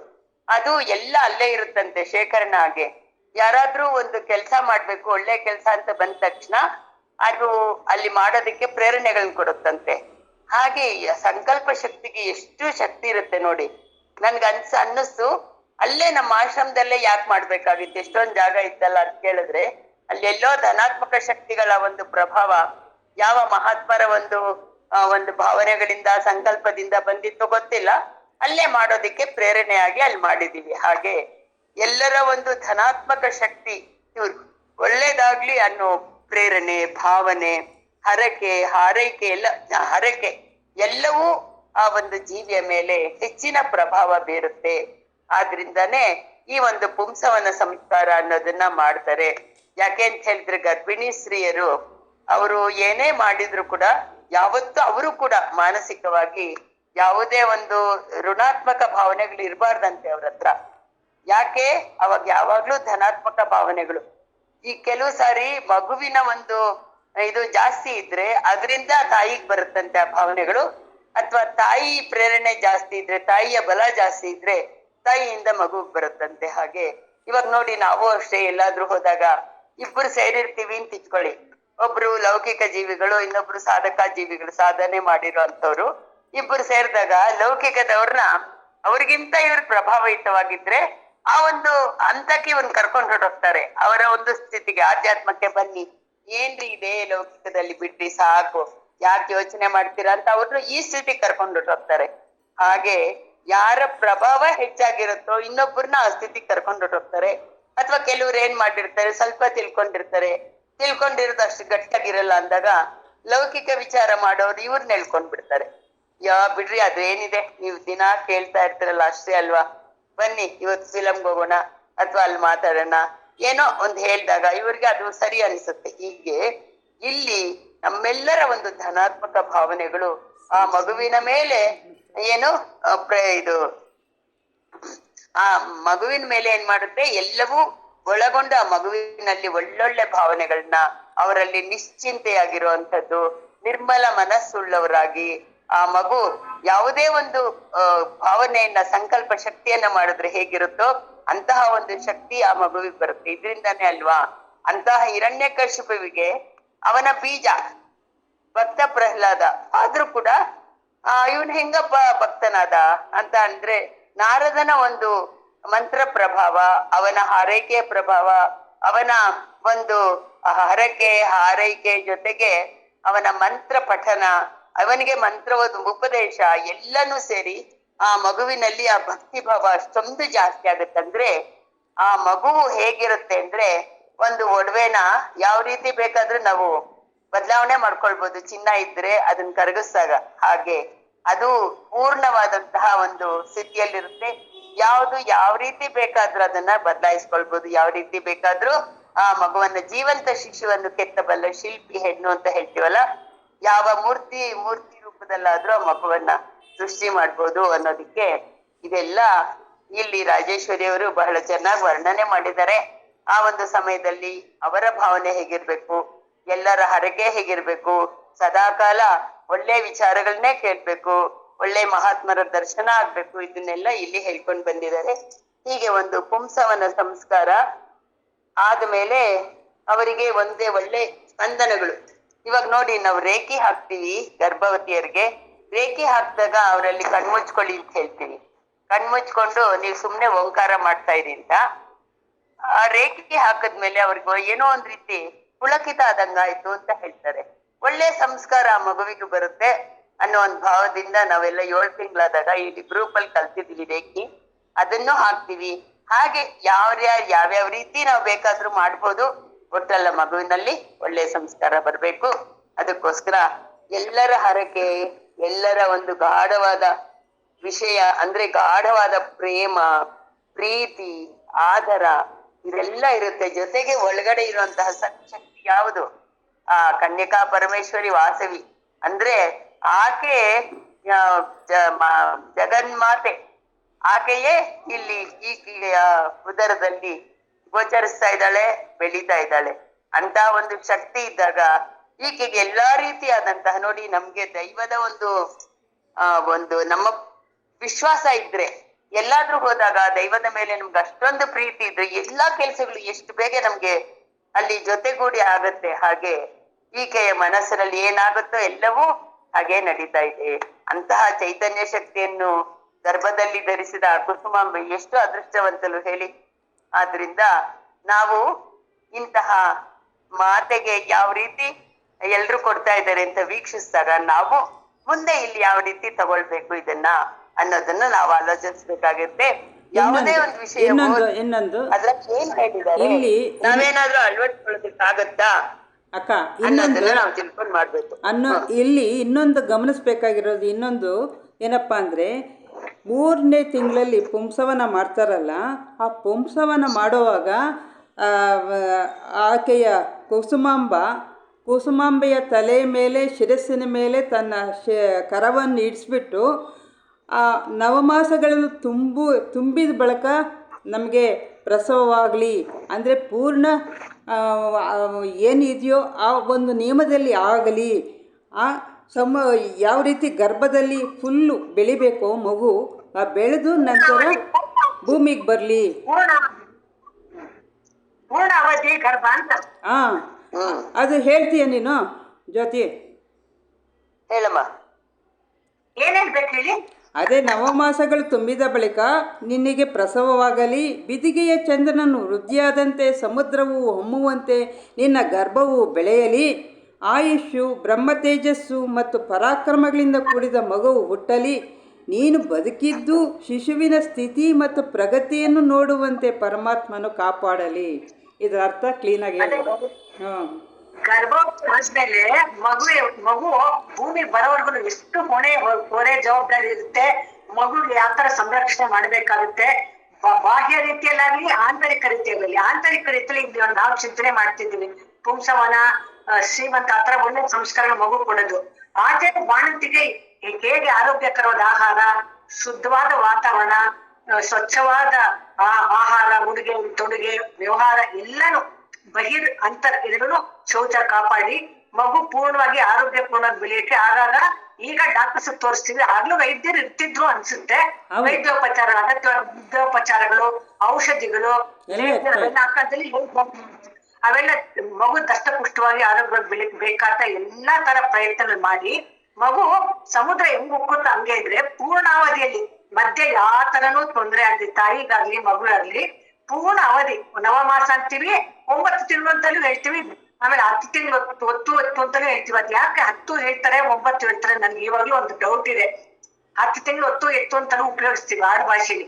9 ತುಂಬಿದ್ಮೇಲೆ 1 ವಾರಕ್ಕೆ ಪ್ರಸವ ಅಂತ ಡಾಕ್ಟರ್ಸ್ ಹೇಳೋದ್ರಿಂದ ಹಂಗ ಹೇಳ್ಬೋದು. ನವಮಾಸ ಅಂತ ಇವುಗಳ ಕಾವ್ಯ ಭಾಷೆಯಲ್ಲಿ ಬಳಸ್ತೀವಿ. ಪೂರ್ಣ ಅವಧಿಯಲ್ಲಿ ಮಗು ಇಬ್ರು ಕ್ಷೇಮವಾಗಿ ಕಳೆದು ಆ ಸಮಯ ಬಂದಾಗ ದೈವ ಕರುಣೆಯಿಂದ ನಮ್ಮೆಲ್ಲರ ಆರೋಗ್ಯ ಶುಶ್ರೂಷೆಯಿಂದ ಮಗು ಕ್ಷೇಮವಾಗಿ ಭೂಮಿಗೆ ಬರಲಿ ಅನ್ನೋದು ಅಭಿಪ್ರಾಯ ಇಟ್ಕೊಂಡಿದ್ದಾರೆ. ಅಲ್ಲ ಜ್ಯೋತಿ, ಇನ್ನೊಂದು ನೀನ್ ಕೇಳಿದ್ಯಲ್ಲ 9 ತಿಂಗಳಾದ್ಮೇಲೆ ಅಂತ, ಇಲ್ಲಿ ಅಲ್ಲಿ ಗರ್ಭ ಧಾರಣೆ ಆಗ್ಬೇಕಾದ್ರೆ ಕೆಲವ್ರು ಹೇಳಿದ್ದನ್ ಕೇಳಿದ್ದೀನಿ, 15 ದಿನಕ್ಕೆ 14 ದಿನಕ್ಕೆ ಆಗತ್ತೆ. ಅವಾಗ ಇನ್ನ 15 ದಿನ ಇರುತ್ತಲ್ಲ ಇದ್ರಲ್ಲಿ, ಅದಕ್ಕೆ ಕೆಲವ್ರಿಗೆ 10 ತಿಂಗಳಾದ್ಮೇಲೆ ಅಂತ ಹೇಳ್ತಾರೆ ಅಂತ ಯಾರೋ ಹೇಳಿದ್ರಪ್ಪ. ನಿಜಾನೋ ಸುಳ್ಳು ನಂಗೆ ಗೊತ್ತಿಲ್ಲ. ಮೆಡಿಕಲ್ ಸೈನ್ಸ್ ಪ್ರಕಾರ 9 ತಿಂಗಳು 1 ವಾರ ಕೊಡೋದು ಡಾಕ್ಟರ್ ಹೇಳ್ತು. ನಿಮ್ ಮೆನ್ಸ್ಟ್ರುಯೇಷನ್ ಡೇಟ್ ತಿಳ್ಕೊಂಡು ಅಲ್ಲಿಂದ 3 ತಿಂಗಳು ಹಿಂದಕ್ಕೊಂದು 1 ವಾರ ಆಡ್ ಮಾಡ್ತಾರೆ. ಆತರ ನಾನ್ ತಿಳ್ಕೊಂಡಿದ್ದೀನಿ. What ever, 2 ಪ್ರಯೋಗದಲ್ಲಿದೆ. ಸರಿ. ತೇಜೋಪುಂಜ ದರ್ಶನ, ಇದು ಯಾಜ್ಞವಲ್ಕರು ಹುಟ್ಟಬೇಕಾದ್ರೆ ಗರ್ಭಕ್ಕೆ ಪ್ರವೇಶ ಮಾಡೋ ಒಂದು ಇದನ್ನು ಕಣ್ಣಿಗೆ ಕಟ್ಟಿದ ರೀತಿಯಲ್ಲಿ ವರ್ಣನೆ ಮಾಡಿದರು. ಅದು ಯಾರು ದೇವ ಅಂತನೋ ಏನೋ ಬರುತ್ತೆ, ಬರ್ದಿರೋರು. ದೇವುಡು ಮಹಾಕ್ಷತ್ರಿಯ ಮಹಾಬ್ರಾಹ್ಮಣ ಆ ಬುಕ್ಸ್. ಅದರಲ್ಲಿ ಯಾಜ್ಞವಲ್ಕರ್ದು ಒಂದು ತುಂಬ ಅದು ಎಷ್ಟು ಇದಿದೆ ಅಂತಂದರೆ ಆ ಪ್ರವೇಶ ಮಾಡಿ ಬರಬೇಕಾದ್ರೆ ಗರ್ಭಕ್ಕೆ ಪ್ರವೇಶ ಆದಾಗಲೇ ಅದರ ಒಂದು ವರ್ಣನೆ ತುಂಬ ಚೆನ್ನಾಗಿ ಮಾಡಿದ್ದಾರೆ. ಅದು ನಾನು ಬೇರೆ ಯಾರು ಪ್ರೆಗ್ನೆಂಟ್ ಆದರೂ ಆ ಪುಸ್ತಕ ಓದಿ ಅಂತ ನಾನು ಕೊಡ್ತಾಯಿದ್ದೆ. ಅದು ಓದೋವಾಗ ಏನಾಯಿತು ಅಂತಂದರೆ ಎಷ್ಟು ಇದು ಇಬ್ಬರು ಮಲಗಿರ್ತಾರೆ ಗಂಡ ಹೆಂಡತಿ. ಅವ್ರು ಮಲಗಿರ್ಬೇಕಾದ್ರೆ ಅವರ ಒಂದು ಗರ್ಭದಲ್ಲಿ ಪ್ರವೇಶ ಆಗಬೇಕು, ಇವಾಗ ಪ್ರವೇಶ ಆಗ್ತಾ ಇದೆ ಅಂತ ಇಬ್ಬರಿಗೂ ಅನ್ನಿಸ್ತಾ ಇದೆ. ಆ ಭಾವ ಒಂದು ಇದು ಕಲ್ಪನೆ ಅಷ್ಟು ತೇಜೋಮಯವಾಗಾಯಿತು. ಭೂಮಿಯೆಲ್ಲ ಅಷ್ಟು ಪ್ರಕಾಶಮಯವಾಗಿ ಕಾಣ್ತಾ ಇದೆ ಅವರಿಗೆ. ಈ ಎಲ್ಲೆಲ್ಲಿ ನೋಡಿದ್ರು ಬೆಳಕು ಇದೆ. ಹೌದು, ಇದು ಏನೋ ಅಲೌಕಿಕವಾದ ಒಂದು ಲೋಕ ಅಂತ ಅನ್ನಿಸ್ತಾ ಇದೆ. ಇಬ್ರಿಗೂ ಅನ್ನಿಸ್ತಾ ಇದೆ, ಗಂಡ ಹೆಂಡತಿ ಇಬ್ರಿಗೂ ಅನ್ನಿಸ್ತಾ ಇದೆ. ಆಮೇಲೆ ಆ ಪ್ರವೇಶ ಆದಮೇಲೆ, ಆ ಗರ್ಭದಲ್ಲಿ ಪ್ರವೇಶ ಆದಮೇಲೆ ಅವಳಿಗೆ ಪುಳಕಿತ ಆಗುತ್ತೆ, ಒಂಥರ ರೋಮಾಂಚನ ಆಗಿಬಿಡುತ್ತೆ. ಅದನ್ನು ಗಂಡನೂ ವೀಕ್ಷಣೆ ಮಾಡ್ತಾ ಇರ್ತಾನೆ. ಒಳ್ಳೆಯ ಒಂದು ಇದು ಸನ್ನಿವೇಶ, ನಿನಗೆ ಇದು ಗರ್ಭಧಾರಣೆ ಆಗಿದೆ ಅನ್ನೋದು ಅವನಿಗೂ ಗೊತ್ತಾಗುತ್ತೆ. ಆ ಒಂದು ಎಕ್ಸ್ಪ್ಲನೇಷನ್ ಅಂತೂ ತುಂಬ ಚೆನ್ನಾಗಿತ್ತು. ಅದು ಜ್ಞಾಪಕಕ್ಕೆ ಬಂತು. ತೇಜೋಪುಂಜ ದರ್ಶನ. ಕುಸುಮಾಂಬೆಗೆ ಮಾತೃ ಪದವಿ ದೊರೆಯುತ್ತಿರುವ ಆನಂದ ಒಂದು ಕಡೆಯಾದರೆ, ಆ ಪದವಿಯಲ್ಲಿರುವ ಪಾವಿತ್ರ ಮತ್ತು ಕರ್ತವ್ಯಗಳ ಎರಡರ ಅರಿವು ಉಂಟಾಗುತ್ತಾ ಗರ್ಭಧಾರಣೆಯ ಅವಧಿ ಆಕೆಗೆ ಒಂದು ವ್ರತವೆನಿಸಿತು. ಆ ವ್ರತವು ಹಿತವಾಗಿದೆಯೆಂದು ಆಹ್ಲಾದಕರವಾಗಿಯೂ ಇದೆಯೆಂದು ಅನುಭವಿಸಿದ ಅವಳಿಗೆ ಅದು ಮಧುರವೂ ಸೌಖ್ಯಪ್ರದವೂ ಆಗುತ್ತಿತ್ತು. ಶುಕ್ಲಪಕ್ಷದ ಚಂದ್ರನಂತೆ ಅವಳು ದಿನದಿನವೂ ಮೈ ಕೈ ತುಂಬಿಕೊಳ್ಳುತ್ತಾ ನೋಡಿದವರ ನೋಟವು ನೆಡುವಂತೆ ದೀಪ್ತ ಸಹಿತವಾಗಿ ಚೆಲುವಿನ ರಾಶಿಯಾಗಿ ಕಾಣತೊಡಗಿದಳು. ಮಾರ್ಗಶಿರ ಮಾಸದ ಚಳಿಯಿಂದಾಗಿ ಕುಸುಮಾಂಬೆಗೆ ರಾತ್ರಿ ವೇಳೆ ಮೈ ಮರೆಯುವಂತಹ ನಿದ್ರೆ ಆವರಿಸುತ್ತಿತ್ತು. ಒಮ್ಮೊಮ್ಮೆ ಎಚ್ಚರವಾದರೆ ತನ್ನ ಪತಿಯ ಮುಖಾರವಿಂದವನ್ನೇ ಹೋಲುವ ಶಿಶು ನನಗೆ ಹುಟ್ಟಲಿ ಎಂದು ದೇವರಲ್ಲಿ ಪ್ರಾರ್ಥಿಸಿಕೊಳ್ಳುತ್ತಿದ್ದಳು. ಒಂದು ದಿನ ಬೆಳಗಿನ ಜಾವದಲ್ಲಿ ತಂಗಾಳಿಗೆ ಕುಸುಮಶ್ರೇಷ್ಠಿಗೆ ಎಚ್ಚರವಾಯಿತು. ತನ್ನ ಸಾನ್ನಿಧ್ಯದಲ್ಲಿ ಸದಾ ಪರವಶಳಾಗುತ್ತಿದ್ದ ಮಡದಿಯತ್ತ ನೋಡಿದನು. ಗಾಢನಿದ್ರೆಯ ಆಲಿಂಗನದಲ್ಲಿ ಹಾಯಾಗಿ ಮಲಗಿದ್ದಾಳೆ. ಅವಳ ಮುಖದಲ್ಲಿ ನಿಶ್ಚಿಂತತೆ ಪ್ರಸನ್ನತೆಗಳ ಜೊತೆಗೆ ಒಂದು ವಿಶೇಷ ಕಾಂತಿಯು ಕಾಣುತ್ತಿದೆ. ಅವಳು ಹೊದ್ದಿದ್ದ ರತ್ನಕಂಬಳಿಯನಿತೂ ಸರಿದಿರಲಿಲ್ಲ. ಸ್ನೇಹದಿಂದ ಆಕೆಯನ್ನು ನಿಟ್ಟಿಸುತ್ತಿರಲು ಅಚ್ಚರಿಯ ದೃಶ್ಯವೊಂದು ಕಾಣತೊಡಗಿತು. ಆಕೆಯ ಗರ್ಭದಲ್ಲಿ ಒಂದು ಅಪೂರ್ವ ದೀಪ್ತಿ ಪುಂಜವು ಕಾಣಿಸತೊಡಗಿತು. ಅದು ತನ್ನ ಸತೀಮಣಿಯ ಮುಖ ಸರೋಜದಲ್ಲಿ ವಿಶೇಷ ಲಾವಣ್ಯವನ್ನು ತರುತ್ತಾ ಇಡೀ ಶಯ್ಯಾಮಂದಿರವನ್ನೇ ಬೆಳಗಿಸುತ್ತಿರುವುದನ್ನು ಕಣ್ಣಾರೆ ಕಂಡ. ಈ ದೃಶ್ಯವು ಸತ್ಯವೋ ಕನಸೋ ಎಂದು ನಂಬಲಾಗದೆ ನೋಡಿದನು. ಮತ್ತದೇ ಬೆಳಕಿನ ದರ್ಶನ. ಅಲ್ಲಿದ್ದ ತೈಲದೀಪದ ಕುಡಿಯನ್ನು ಸಣ್ಣ ಮಾಡಿದನು. ಮತ್ತದೇ ತೇಜೋವಲಯ ಇನ್ನಷ್ಟು ಪ್ರಕಾಶಿಸಿತು. ದೀಪವನ್ನು ಆರಿಸಿಯೇ ನೋಡಲು ಆಗಲೂ ಮಂದಿರದ ಪ್ರಕಾಶವು ಹಾಗೆಯೇ ಇತ್ತು. ಮತ್ತೆ ಮತ್ತೆ ವೀಕ್ಷಿಸುತ್ತಾ ಆನಂದದಿಂದ ಕಂಪಿತ ಶರೀರಿಯಾದನು. ತನ್ನಲ್ಲಿ ತಾನು ಹೀಗೆ ಚಿಂತಿಸಿಕೊಳ್ಳತೊಡಗಿದನು. ಸ್ವಲ್ಪ ಕಾಲ ಕುಸುಮಾಂಬೆ ನಿದ್ರಿಸಲಿ, ಆಮೇಲೆ ಅವಳಿಗೂ ತೋರಿಸೋಣವೆಂದುಕೊಂಡನು. ಜ್ಯೋತಿ, ನೀನು ಹೇಳ್ತೀಯಾ? ಜ್ಯೋತಿ, ನೀನೇ ಹೇಳಮ್ಮ. ಅನುಭವಿ ನೀನು.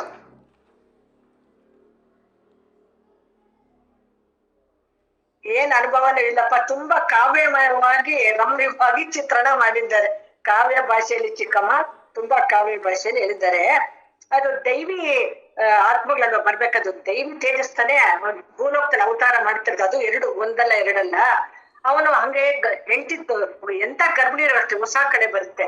ತುಂಬಾ ಕಡೆ ಇದ್ರೆ ಕೆಲವರು ನಿಂಗೆ ಹೆಣ್ಮಗುನೇ ಆಗುತ್ತೆ ಅಂತಾರೆ, ಕೆಲವರು ಗಂಡ್ಮಗು ಆಗುತ್ತೆ ಅಂತಾರೆ. ಒಟ್ಟಲ್ಲಿ ಗರ್ಭಿಣಿಗೆ ಹೊಸ ಜೀವಿ ಒಂದು ಒಳಗ್ ಬಂದಾಗ ದಷ್ಟಪುಷ್ಟವಾಗಿ ಮೈಕೈ ತುಂಬಿಕೊಳ್ಳೋದು ಒಂದೇ ಅಲ್ಲ, ಇನ್ನೊಂದು ಹೊಸ ಆತ್ಮ ತನ್ನಲ್ಲಿ ಧಾರಣೆ ಆಗಿರುತ್ತಲ್ಲ. ತುಂಬಾ ಲಕ್ಷಣ, ಕಳೆ, ಕಾಂತಿ, ಮೈಯೆಲ್ಲ ತುಂಬಾ ಕಳೆಯಾಗಿ ಕಾಣ್ತಿರ್ತಾರೆ.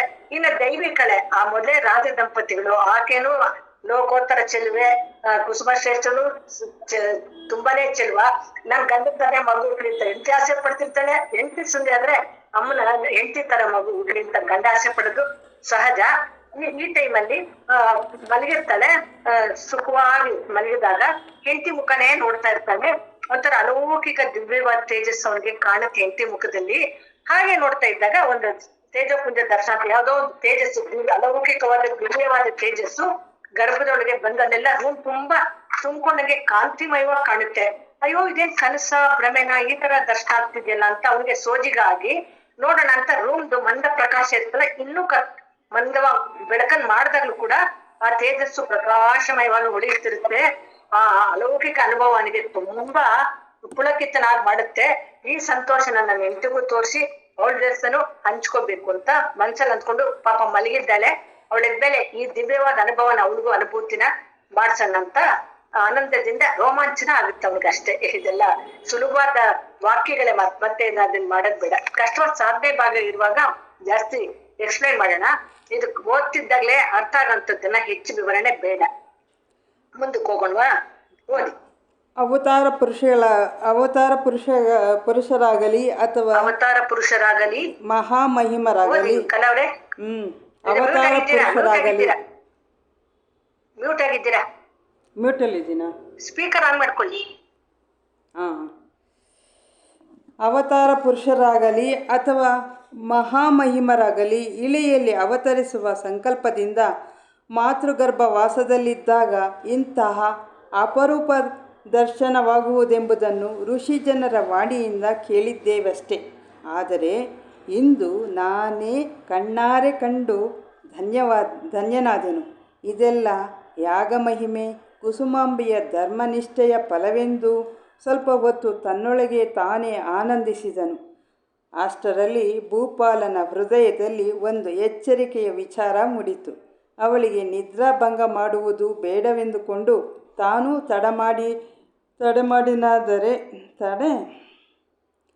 ತಡೆಮಾಡಿದೆನಾದರೆ ಈ ತೇಜೋಪುಂಜವು ಮಾಯವಾಗಿ ಬಿಡಬಹುದು ಎಂದು ತನ್ನ ಮಡದಿಯನ್ನು ನಿಧಾನವಾಗಿ ಎಚ್ಚರಗೊಳಿಸಿದನು. ತನ್ನ ಪತಿಯನ್ನು ನೋಡಿದ ಕುಸುಮಾಂಬೆಗೆ ನಿದ್ರೆ ಮಾಯವಾಯಿತು. ಪ್ರಶ್ನಾರ್ಥಕವಾಗಿ ನೋಡಿದ ಕುಸುಮಾಂಬೆಗೆ ರಾಜನು ವಿವರಿಸತೊಡಗಿದನು. ದೇವಿ, ನೀನು ಸಾಮಾನ್ಯಳಲ್ಲ. ಓರ್ವ ಮಹಾಮಾತೆ ಎಂಬುದು ನನಗೀಗ ಚೆನ್ನಾಗಿ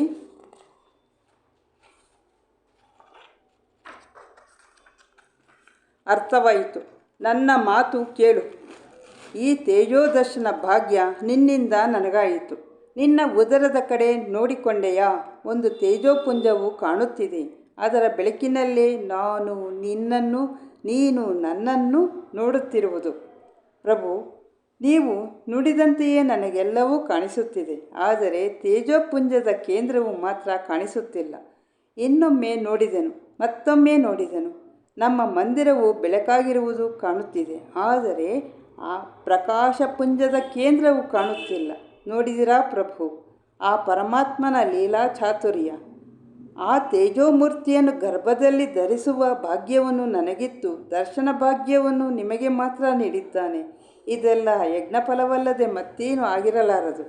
ನನಗೆ ನೀವಿರುವ ಲೋಕವೇ ತೇಜೋಲೋಕ ಎಂದು ಪತಿಯ ಸಾನ್ನಿಧ್ಯವನ್ನು ಮನಸಾರೆ ಕೊಂಡಾಡಿದಳು. ಮತ್ತೆ ನಿದ್ರಿಸಿದಳು. ಪ್ರಭುವಾದ ಕುಸುಮಗುಪ್ತನೊಳಗೆ ಹೀಗೆ ಚಿಂತನೆಯ ಲಹರಿಗಳು ಏಳತೊಡಗಿದವು. ಮಹಿಮಾವಂತರು ತಮಗೆ ಸಂತಾನವಾಗಿ ಬಂದರೆ ನಾಡಿಗೂ ಸಿಂಹಾಸನಕ್ಕೂ ಸೇವೆ ಸಲ್ಲಿಸುತ್ತಾ ಬದ್ಧರಾಗಿರುತ್ತಾರೆಯೇ? ಒಂದು ವೇಳೆ ಕರ್ಮಕಾಂಡವರಾದರೂ ಉಪಾಸಕ ಕಾಂಡದವರಾದರೂ ಜನ್ಮ ತಾಳಿದರೆ ಗೃಹಸ್ಥಾಶ್ರಮಕ್ಕೆ ಸಿದ್ಧರು. ಏಕೆ, ನಮ್ಮ ಗುರುಗಳಾದ ಭಾಸ್ಕರಾಚಾರ್ಯರೇ ಈಗ ಉದಾಹರಣೆಯಾಗಿಲ್ಲವೇ? ಒಂದು ವೇಳೆ ಜ್ಞಾನಕಾಂಡದವರು ಜನ್ಮ ತಳಿದರೆ ಅವರು ಈ ಎಲ್ಲ ಸುಖಭೋಗಗಳನ್ನು ವರ್ಜಿಸಿ ತ್ಯಾಗಿಗಳಾಗಿ ಬಿಡುವರಲ್ಲವೇ? ತಾಯಿಯ ಉದರದಲ್ಲಿರುವಾಗಲೇ ಇಂತಹ ಬೆಳಕನ್ನು ಹೊರಸೂಸುವ ಶಕ್ತಿ ಇರಬೇಕಾದರೆ ಇದಾವುದು ದಿವ್ಯ ಚೇತನವೇ ಆಗಿರಬೇಕು. ಯೋಗ ವರ್ಚಸ್ವಿ ಮತ್ತು ಬ್ರಹ್ಮವರ್ಚಸ್ವಿಗಳಲ್ಲದೆ ಇನ್ನಾರಿಗೂ ಇಂತಹ ಬೆಳಗುವ ಶಕ್ತಿ ಇರಲು ಸಾಧ್ಯ? ಹಾಗಾದರೆ ಈ ಕುಮಾರರ ಉದ್ಭವದಿಂದ ಲೋಕಕ್ಕೆ ಯಾವ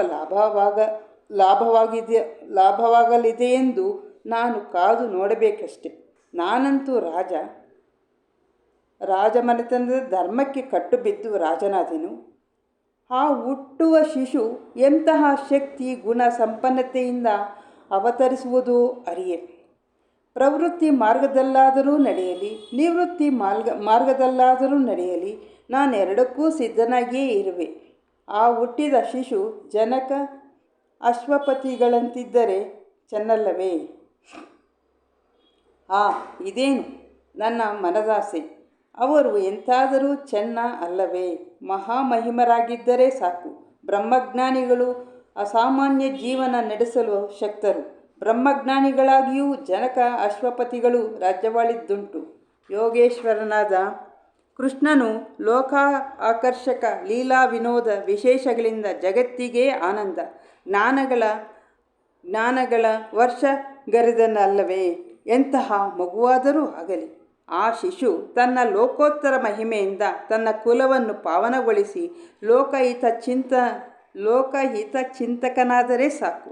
ನಾನು ಕೃತಾರ್ಥನಾಗುವೆ, ನಾನು ಕಾದು ನೋಡುವೆ, ತಪ್ಪದೆ ನಡೆಯುವೆ ಎಂದು ಯೋಚಿಸುತ್ತಾ ಅಂತರ್ಮಗ್ನನಾಗಿರಲು ಆ ತೇಜೋಪುಂಜವು ಕರಗುತ್ತಾ ಬಂದಿತು. ಇದೆಂತಹ ಸೋಜಿಗ ಎಂದು ಕೇಳುತ್ತಾ ನಿದ್ರಾದೇವಿಯ ಗಾರ್ಡಿಗೆ ವಶನಾಗಿ ತಾನೂ ನಿದ್ರಿಸಿದನು. ಸರೋಗುತ್ತಲ್ವಾ? ಸಾಕು, ಇಷ್ಟು ಎಕ್ಸ್ಪ್ಲೇನ್ ಮಾಡ್ಲಿ, ಇಷ್ಟೊಂದಾಯ್ತು, ದೊಡ್ಡ ಬೇರೆ ಇದೆಯಲ್ಲ. ನೀನೇ ಹೇಳ್ಬಿಡು. ಹೌದಾ, ಸರಿ. ಅದೇ ಪ್ರೆಗ್ನೆಂಟ್ ಹಂಗೆ ನೋಡ್ತಾ ಇದ್ದಾಗ ಇದ್ಯಾವುದೋ ದಿವ್ಯವಾದ ಆತ್ಮನೆ ಬರ್ತಾ ಇದೆ. ಅವರು ರಾಜಮನೆತನಕ್ಕೆ ರಾಜವಂಶ ಬೆಳಿಬೇಕು ಅಂತ ಏನಕ್ಕೆ ಕಲ್ತ್ಕೊಳ್ತೀವಿ? ತನ್ನ ನಂತರ ರಾಜ್ಯಾಳಕ್ಕೆ ತೇಜಸ್ವಿಯಾದ ಶೂರ ವೀರ ಧೀರನಾದ ಸರ್ವಗುಣ ಸಂಪನ್ನನಾದ ಒಬ್ಬ ಮಗು ಹುಟ್ಲಿ ಅಂತ ತಾನೇ ರಾಜವಂಶದವ್ರು ಆಸೆ ಪಡ್ತಾರೆ. ಸಾಮಾನ್ಯರಾದ ನಾವುಗಳೇ ನಮ್ಮ ಹೆಸರು ಹೇಳ್ಕೊಂಡು ನಮ್ಮ ವಂಶಕ್ಕೆ ಒಳ್ಳೆ ಹೆಸರು ತರುವಂತ ಮಗು ಹುಟ್ಲಿ ಅಂತ ಆಸೆ ಪಡುವಾಗ ಇನ್ನ ರಾಜಮನೆತನದವ್ರು ಯಾವ ತರ ಆಸೆ ಪಡ್ತಾರಲ್ವಾ? ರಾಜ್ಯನ ಚೆನ್ನಾಗಾಳುವಂತ ಸಮರ್ಥನಾದ ಮಗು ಹುಟ್ಲಿ ಅಂತ ಆಸೆ ಪಡ್ತಾರೆ. ಆದ್ರೆ ಇಷ್ಟು ದಿವ್ಯವಾದ ತೇಜಸ್ಸರದಿಂದ ಏನ್ ಸಾಮಾನ್ಯ ಮಗು ಅವಳ ಜೋಡಿ ಇರೋದು ಗೊತ್ತಿಲ್ಲ ಅನ್ಸುತ್ತೆ. ಒಂದು ಮಗು ಅಂತ ಅನ್ಕೊಳ್ತಾ ಇದ್ದಾರೆ ಕುಸುಮ ಶ್ರೇಷ್ಠಿ. ಏನಪ್ಪಾ ಇದು ಮಗು ನೋಡಿದ್ರೆ ಇಷ್ಟು ಈ ತರ ಸೂಚನೆಗಳು ನೋಡಿದ್ರೆ ತುಂಬಾ ತೇಜಸ್ವಿಯಾಗಿ ಮಹಿಮಾನ್ವಿತವಾಗಿ ಕಾಣ್ತಿದೆಯಲ್ಲ, ಆಡಿನಲ್ಲಿ ನಮ್ಮಂಗೆ ಮಾನವ ಮಾತ್ರ ಹುಟ್ಟತಾನೋ, ಯಾವ್ದಾದ್ರು ದೈವಿ ಪುರುಷ ದಿವ್ಯವಾದ ಆತ್ಮ ತೇಜಸ್ಸು ಭೂಮಿಗೆ ಇಳಿತಿದ್ವು ಅಂತ ಒಂದು ಕ್ಷಣ ಅವನಿಗೆ ಯೋಚನೆ ಆವರಿಸುತ್ತೆ. ಆದ್ರೂ ಯೋಚನೆ ಮಾಡ್ತಾನೆ, ಯಾವ ಮಗುನೇ ಹುಟ್ಲಿ ನನಗ್ ಸಂತೋಷ. ವೀರ ಧೀರ ಶೂರ ರಾಜ್ಯನಾಳೋ ಸಮರ್ಥ ಮಗು ಹುಟ್ಟಿದ್ರೂ ಸಂತೋಷ, ಅಥವಾ ಸನ್ಯಾಸತ್ವ ಸಂತ ಗುಣಲಕ್ಷಣ ಋಷಿ ಗುಣ ಇರೋ ಅಂತ ಮಗು ಹುಟ್ಟಿದ್ರು ಲೋಕ ಪಾವಕನೇ. ಇದಕ್ಕೊಂದು ಹೇಳ್ತಾನೆ, ಭಾಸ್ಕರಾಚಾರ್ಯ ಹುಟ್ಬಿಟ್ರೆ ಅವರೆಲ್ಲ ತ್ಯಜಿಸ್ಬಿಟ್ಟು ಸರ್ವ ವಿರಕ್ತರಾಗ್ಬಿಡ್ತಾರಲ್ಲ, ಹಂಗೇನಾದ್ರು ಆಗ್ಬಿಟ್ರೆ ಅಂತ ಒಂದು ಯೋಚನೆ ಬಂದಾಗ ಹೇಳ್ತಾನೆ, ಯಾವ ತರ ಅದು ಲೋಕಕ್ಕಾದ್ರೂ ಲಾಭ ಆಗುತ್ತೆ, ರಾಜ್ಯಕ್ಕಾದ್ರೂ ಲಾಭ ಆಗುತ್ತೆ. ಆಮೇಲೆ ನಿವೃತ್ತಿ ಮಾರ್ಗ ಇದ್ರೂ ಕೂಡ ಜನಕ ಅಶ್ವತಿಪತಿಗೆ ಉದಾಹರಣೆ ಎಲ್ಲ ಕೊಡ್ತಾರೆ. ಉಪನಿಷತ್ ಕಥೆಗಳಲ್ಲಿ ಇವೆಲ್ಲ ಕೇಳ್ತೀವಿ ನಾವು. ವ್ಯಾಸರು ತಮ್ಮ ಮಗ ಶುಕನ್ನ ಜನಕ ಮಹಾರಾಜನ ಹತ್ರ ಬ್ರಹ್ಮವಿದ್ಯೆ ಕಲ್ತ್ಕೊಂಡ್ ಮಾತು ಕಳಿಸ್ತಾರಂತೆ. ಜನಕ ಮಹಾರಾಜ ರಾಜ್ಯನ ಆಳ್ತಿದ್ರು ಅಷ್ಟು ನಿಸ್ಸಂಗನಾಗಿ ವಿರಕ್ತನಾಗಿ ಇದ್ದ. ವ್ಯಾಸರಂತ ಮಹಾನ್ ಋಷಿ ತಮ್ಮ ಮಗ ಶುಕ ಮುನಿನ ಇವ್ರ ಹತ್ರ ವಿದ್ಯೆ ಕಳ್ಸಿದ್ರು ಅಂದ್ರೆ ಈ ಜನಕ ಎಷ್ಟು ಸರ್ವಸಂಗ ಪರಿತ್ಯಾಗಿಯಾಗಿದ್ದ. ಒಂದ್ಸಲಿ ಸನ್ಯಾಸಿಗಳೆಲ್ಲ ಬಟ್ಟೆಗಳನ್ನ ಆಶ್ರಮದಲ್ಲಿದ್ದಾಗ ಲಂಗೋಟಿನ ಹೋಗಿ ಒಣಗಾಕಿ ಬೆಕ್ ತಿಂದಾಕತ್ತಂತಲೋ, ಮಳೆ ಬಂದ್ರೆ ನೆಂದೋತ್ರ ಹೋಗೋಗಿ ಕಾಪಾಡ್ತಿರ್ತಾರಂತೆ. ಜನಕ ನಗ್ತಾನಂತೆ, ಎಲ್ಲಾ ಬಿಟ್ಟು ವೈರಾಗ್ಯ ತಗೊಂಡು ಆಶ್ರಮದಲ್ಲಿ ಇರೋದು ಈ ಕೌಪಿನಕ್ಕೋಸ್ಕರ ಇಷ್ಟು ಒದ್ದಾಡ್ತಾರಲ್ಲ ಅಂತ ಅನ್ನಿಸ್ತಂತೆ ಅವನಿಗೆ. ಅವನು ಪರೀಕ್ಷೆ ಮಾಡ್ಬೇಕು ಅನ್ಕೊಂಡಾಗ ಯಾರೋ ಸುಮ್ನೆ ಬಂದ್ ಹೇಳ್ತಾರೆ, ನಿಮ್ಮ ಅರಮನೆಯೆಲ್ಲ ಸುಟ್ಟು ಭಸ್ಮ ಆಗೋಯ್ತು ಜನಕ ಅಂದ್ರೆ. ಹೌದಾ, ಆಯ್ತು ಅಂತ ಗುರುಗಳು ಪ್ರವಚನ ಕೇಳ್ತಾ ಇದ್ದಂತೆ. ಕದಲಿಲ್ವಂತೆ, ಅಲ್ಲಾಡಿಲ್ವಂತೆ, ಅಷ್ಟು ನಿಸ್ಸಂಗ ಇತ್ತಂತೆ ಅವನಲ್ಲಿ, ಅಷ್ಟು ವಿರಕ್ತ ಭಾವ. ಅವ್ರಿಗೆಲ್ಲ ನಾಚಿಕೆ ಇತ್ತಂತೆ. ಪರಮ ವಿರಾಗಿದ್ದ ಇವನು ನಾವು ವೈರಾಗ್ಯ ಸಾಧನೆ ಮಾಡಕ್ ಗುರುಗಳ ಸನ್ನಿಧಿಗೆ ಆಶ್ರಮದಲ್ಲಿ ಇದ್ದೀವಿ, ನಿಜವಾದ ವಿರಕ್ತ ಅವನು ಅಂತ. ಆತರ ಮಹಾನ್ ವಿರಕ್ತ ಸಂತ ಋಷಿ ಸದೃಶ ರಾಜನಾಗಿದ್ದ ಜನಕ. ಆದ್ರಿಂದ ಅಂತವ್ರೆಲ್ಲ ಇರ್ಲಿಲ್ವಾ, ಹಾಗೆ ನನ್ ಮಗು ಆದ್ರೂ ಸಂತೋಷ ಅಂತ ತನ್ನ ಮನ್ಸಿಗೆ ತಾನೇ ಚಿಂತನೆ ಮಾಡ್ಕೊಳ್ತಾರೆ ಕುಸುಮ ಶ್ರೇಷ್ಠಿ. ಬ್ರಹ್ಮಜ್ಞಾನಿಗಳಾದ್ರೂ ಕೂಡ ಜನಕ ಅಶ್ವತಿಪತಿಗಳೆಲ್ಲ ರಾಜ್ಯಭಾರ ಮಾಡ್ಲಿಲ್ವಾ? ಕೃಷ್ಣ ಪರಮಾತ್ಮ ಭಗವಂತ ತನ್ನ ಲೀಲಾ ವಿನೋದಗಳಿಂದ ರಾಜ್ಯ ಕೌಶಲ್ಯವನ್ನೆಲ್ಲ ನಿಭಾಯಿಸ್ಲಿಲ್ವಾ? ತನ್ನ ಸಿಂಹಾಸನ ಆರೋಹಣ ಮಾಡ್ತಿದ್ರು ಕೂಡ ಎಲ್ಲ ಮಾರ್ಗದರ್ಶನ ಕೊಟ್ಟಲ್ಲ ಪಾಂಡವ್ರಿಗೆ. ರಾಜ ಕೌಶಲ ರಾಜ ತಂತ್ರಜ್ಞ ಅವನಿಗಿಂತ ಇನ್ಯಾರು ಬೇಕಾಗಿತ್ತು? ಎಲ್ಲಾ ತರನು ಇರಕ್ ಸಾಧ್ಯ ಇದೆ. ಯಾವ್ದು ಕೊಟ್ರು ಭಗವಂತ ನನ್ನ ಪ್ರಸಾದನೆ ಸಂತೋಷನೇ ಅಂತ ಯೋಚನೆ ಮಾಡ್ತಿರುವಾಗ ಆ ತೇಜಸ್ಸು ಕ್ರಮೇಣ ಕ್ಷೀಣಿಸ್ತಾ ಬಂದು ಇಳಿವಾಗ್ಬಿಡುತ್ತೆ. ಅವನ ಮನ್ಸಲ್ಲಿ ಈ ತರ ಚಿಂತೆಗಳು ಬರುತ್ತೆ, ಯಾವ ತರ ಮಗು ಬಂದ್ರು ಸಂತೋಷ, ನನಗೆ ಸ್ವೀಕಾರಾರ್ಹ, ನಾನು ಯೋಚನೆ ಮಾಡ್ಬೇಕಾಗಿಲ್ಲ ಅಂತ ಅವ್ನು ಯೋಚನೆ ಮಾಡ್ಕೊಳ್ತಾನೆ. ಅಷ್ಟೇ ಅಲ್ವಾ ಓದಿದ್ ಮತ್ತೆ? ಹೌದು ಹೌದು. ಓದಿ ಮರುದಿನ ಎಚ್ಚರವಾದ ಕೂಡಲೇ. ಅದು ಸಾಕಾಗುತ್ತೆ. ಇನ್ನು ಮುಂದೆ ನೀನು ಒಂದು ಹಾಡು ಹೇಳ್ಬೇಕಲ್ಲ. ಟೈಮ್ ಆಯ್ತಲ್ಲ. ಟೈಮ್ ಆಗಿದೆ. ನೀನು ನಾವಾದ್ರೂ ಯಾರಾದ್ರೂ ಋಷಿ ಮುನಿಗಳು ಸನ್ಯಾಸಿ ಬಿಡ್ತಾನೆ ತಕ್ಷಣ ಹೇಳ್ಬಿಟ್ರೆ ಪುಕ್ಕು ಶುರು ಆಗುತ್ತೆ. ಅಯ್ಯೋ ನನಗ್ ಮಗ ಇಲ್ಲ ಆಗ್ತದಲ್ಲ, ಸಂಸಾರ ಸುಮ್ಸಕ್ಕೆ ಅಂತ ಯೋಚನೆ ಮಾಡ್ತೀವಿ. ಅವರೆಲ್ಲ ಮಹಾನ್ ಆತ್ಮಗಳು, ದಿವ್ಯ ಪುರುಷರು, ಎಲ್ಲದಕ್ಕೂ ಅವ್ರು ಸಿದ್ಧರಾಗಿರ್ತಾರೆ. ಲೋಕ ಬಿಡುವಂತ ಮಗು ಬಂದ್ರೆ ಸ್ವಾಗತ ಅಂತ ಅವ್ರು ಸಂತೋಷ ಪಡ್ತಾರೆ. ಹೌದು. ಇವತ್ತು ಮಾತಾಜಿ ನೋಡಿ ಲೋಕ ಪೂಜನೀಯರಾಗ್ಬಿಟ್ಟಿದ್ದಾರೆ. ಆ ದಿವಸಗಳಲ್ಲಿ ತಂದೆ ತಾಯಿ ಹೆಂಗ್ ಸ್ವೀಕಾರ ಮಾಡಿರ್ಬೋದು ಪಾಪ ಗೊತ್ತಿರಲ್ಲ. ಮಾತಾಜಿ ಈ ಲೆವೆಲ್ ಸಾಧನೆ ಮಾಡಿರ್ತಾರೆ ಅಂತ ಗೊತ್ತಿರಲ್ಲ. ಸಾಧನೆಗೆ ಹೋಗಿದ್ರಂತೆ ಗೊತ್ತಾದ್ರು ಕೂಡ ಸ್ವೀಕರಿಸಕ್ಕೆ ಎಷ್ಟು ಕಷ್ಟ ಇರುತ್ತೆ ತಂದೆ ತಾಯಿಗೆ, ಎಷ್ಟು ಕ್ಷೋಭೆ ಅನುಭವಿಸಿರ್ತಾರೆ. ಅಷ್ಟು ಸುಲಭ ಇಲ್ಲ. ಗೃಹಸ್ಥಿಗಳು ನಮ್ಮಂತ ಮಗ ಕೈ ಬಿಟ್ಟು ಹೋಗ್ಬಿಡ್ತಾನೆ, ಸನ್ಯಾಸ ಆಗ್ಬಿಡ್ತಾನೆ ಅಂದ್ರೆ ಅಷ್ಟು ಬೇಗ ನಾವು ಸ್ವೀಕರಿಸಕ್ಕೆ ನಮ್ಗೂ ಆ ದೊಡ್ಡ ಸಂಸ್ಕಾರ ಬೇಕಾಗುತ್ತೆ. ಬೇರೆಯವ್ರ ಹಂಗಾದ್ರು ಅಂದಾಗ ಕೈ ಮುಗಿತೀವಿ, ತುಂಬಾ ಹೊಗಳ್ತೀವಿ, ಆಡಿ ಹೊಗಳ್ತೀವಿ. ನಮ್ಮನೇಲೆ ಹಾಗೊಬ್ಬ ಸನ್ಯಾಸಿ ಸಂತ ನಮ್ ಕಣ್ಣೆದುರಿಗೆ ಆಗ್ತಾನೆ ಅಂದ್ರೆ ಅಷ್ಟು ಬೇಗ ನಮ್ಮ ಮನಸ್ಸು ಬಿಟ್ಕೊಡಲ್ಲ. ಮೋಹ ಪಾಶ ಇರುತ್ತಲ್ಲ, ಅಷ್ಟು ಬೇಗ ಬಿಟ್ಕೊಡೋದಿಲ್ಲ. ಅದರಲ್ಲೂ ಹೇಳಬೇಕು ಅಂತಂದರೆ ಜ್ವಲಂತ ಉದಾಹರಣೆಯಾಗಿ ಮಹಾರಾಜವರು ಹೇಳಿದ್ರೆ ಸನ್ಯಾಸ ಅಂದರೆ ಯೋಗಿ ಬೇಕು ಅಂದರೆ ಮನೆ ಬಿಟ್ಟು ಹೋಗ್ತಾನೆ ಅಂತಂದಾಗ ಅವರು ಅಲ್ಲಾಡದೆ ಮನೆ ಬಿಟ್ಟು ಹೋಗೋದು ಅಂತಂದರೆ ಆಶ್ರಮ ಒಂದು ಕೊಟ್ಬಿಟ್ರೆ ಆಯಿತು ಅಂತ ಹೇಳಿದ್ರಲ್ಲ, ಅದಂತೂ ನನಗೆ ಮೈ ಜುಮ್ಮನ್ನುತ್ತೆ. ಯಾರು ಹೇಳಿದ್ರು ಹಾಗೆ? ಮಹಾರಾಜ್ ಹೇಳಿದ್ರು. ಮಹಾರಾಜ ಹೇಳಿದ್ರು. ಇವರು ಕೇಳಿದ್ರು ಒಂದು ಯೋಗಿ ಬೇಕು ನನಗೆ ಅಂತ ಕೇಳಿದಾಗ ಅವರು ಪ್ರಭಾಕರ್ಜಿ ಕೇಳಿದ್ದು. ಪ್ರಭಾಕರ್ಜಿ ಅವ್ರು ಕೇಳಿದ್ರು. ಇವ್ರು ತಮ್ಮ ಮನ್ಸಲ್ಲಿ ಗಂಡನ ಇಟ್ಕೊಂಡ್ಬಿಟ್ಟು ಇವ್ರದ್ರೆ ನಮ್ಗೆ ಹೆಂಗ್ ಅರ್ಥ ಆಗುತ್ತೆ, ಕ್ಲಾರಿಟಿ ಕೊಟ್ಟು ಹೇಳಿ.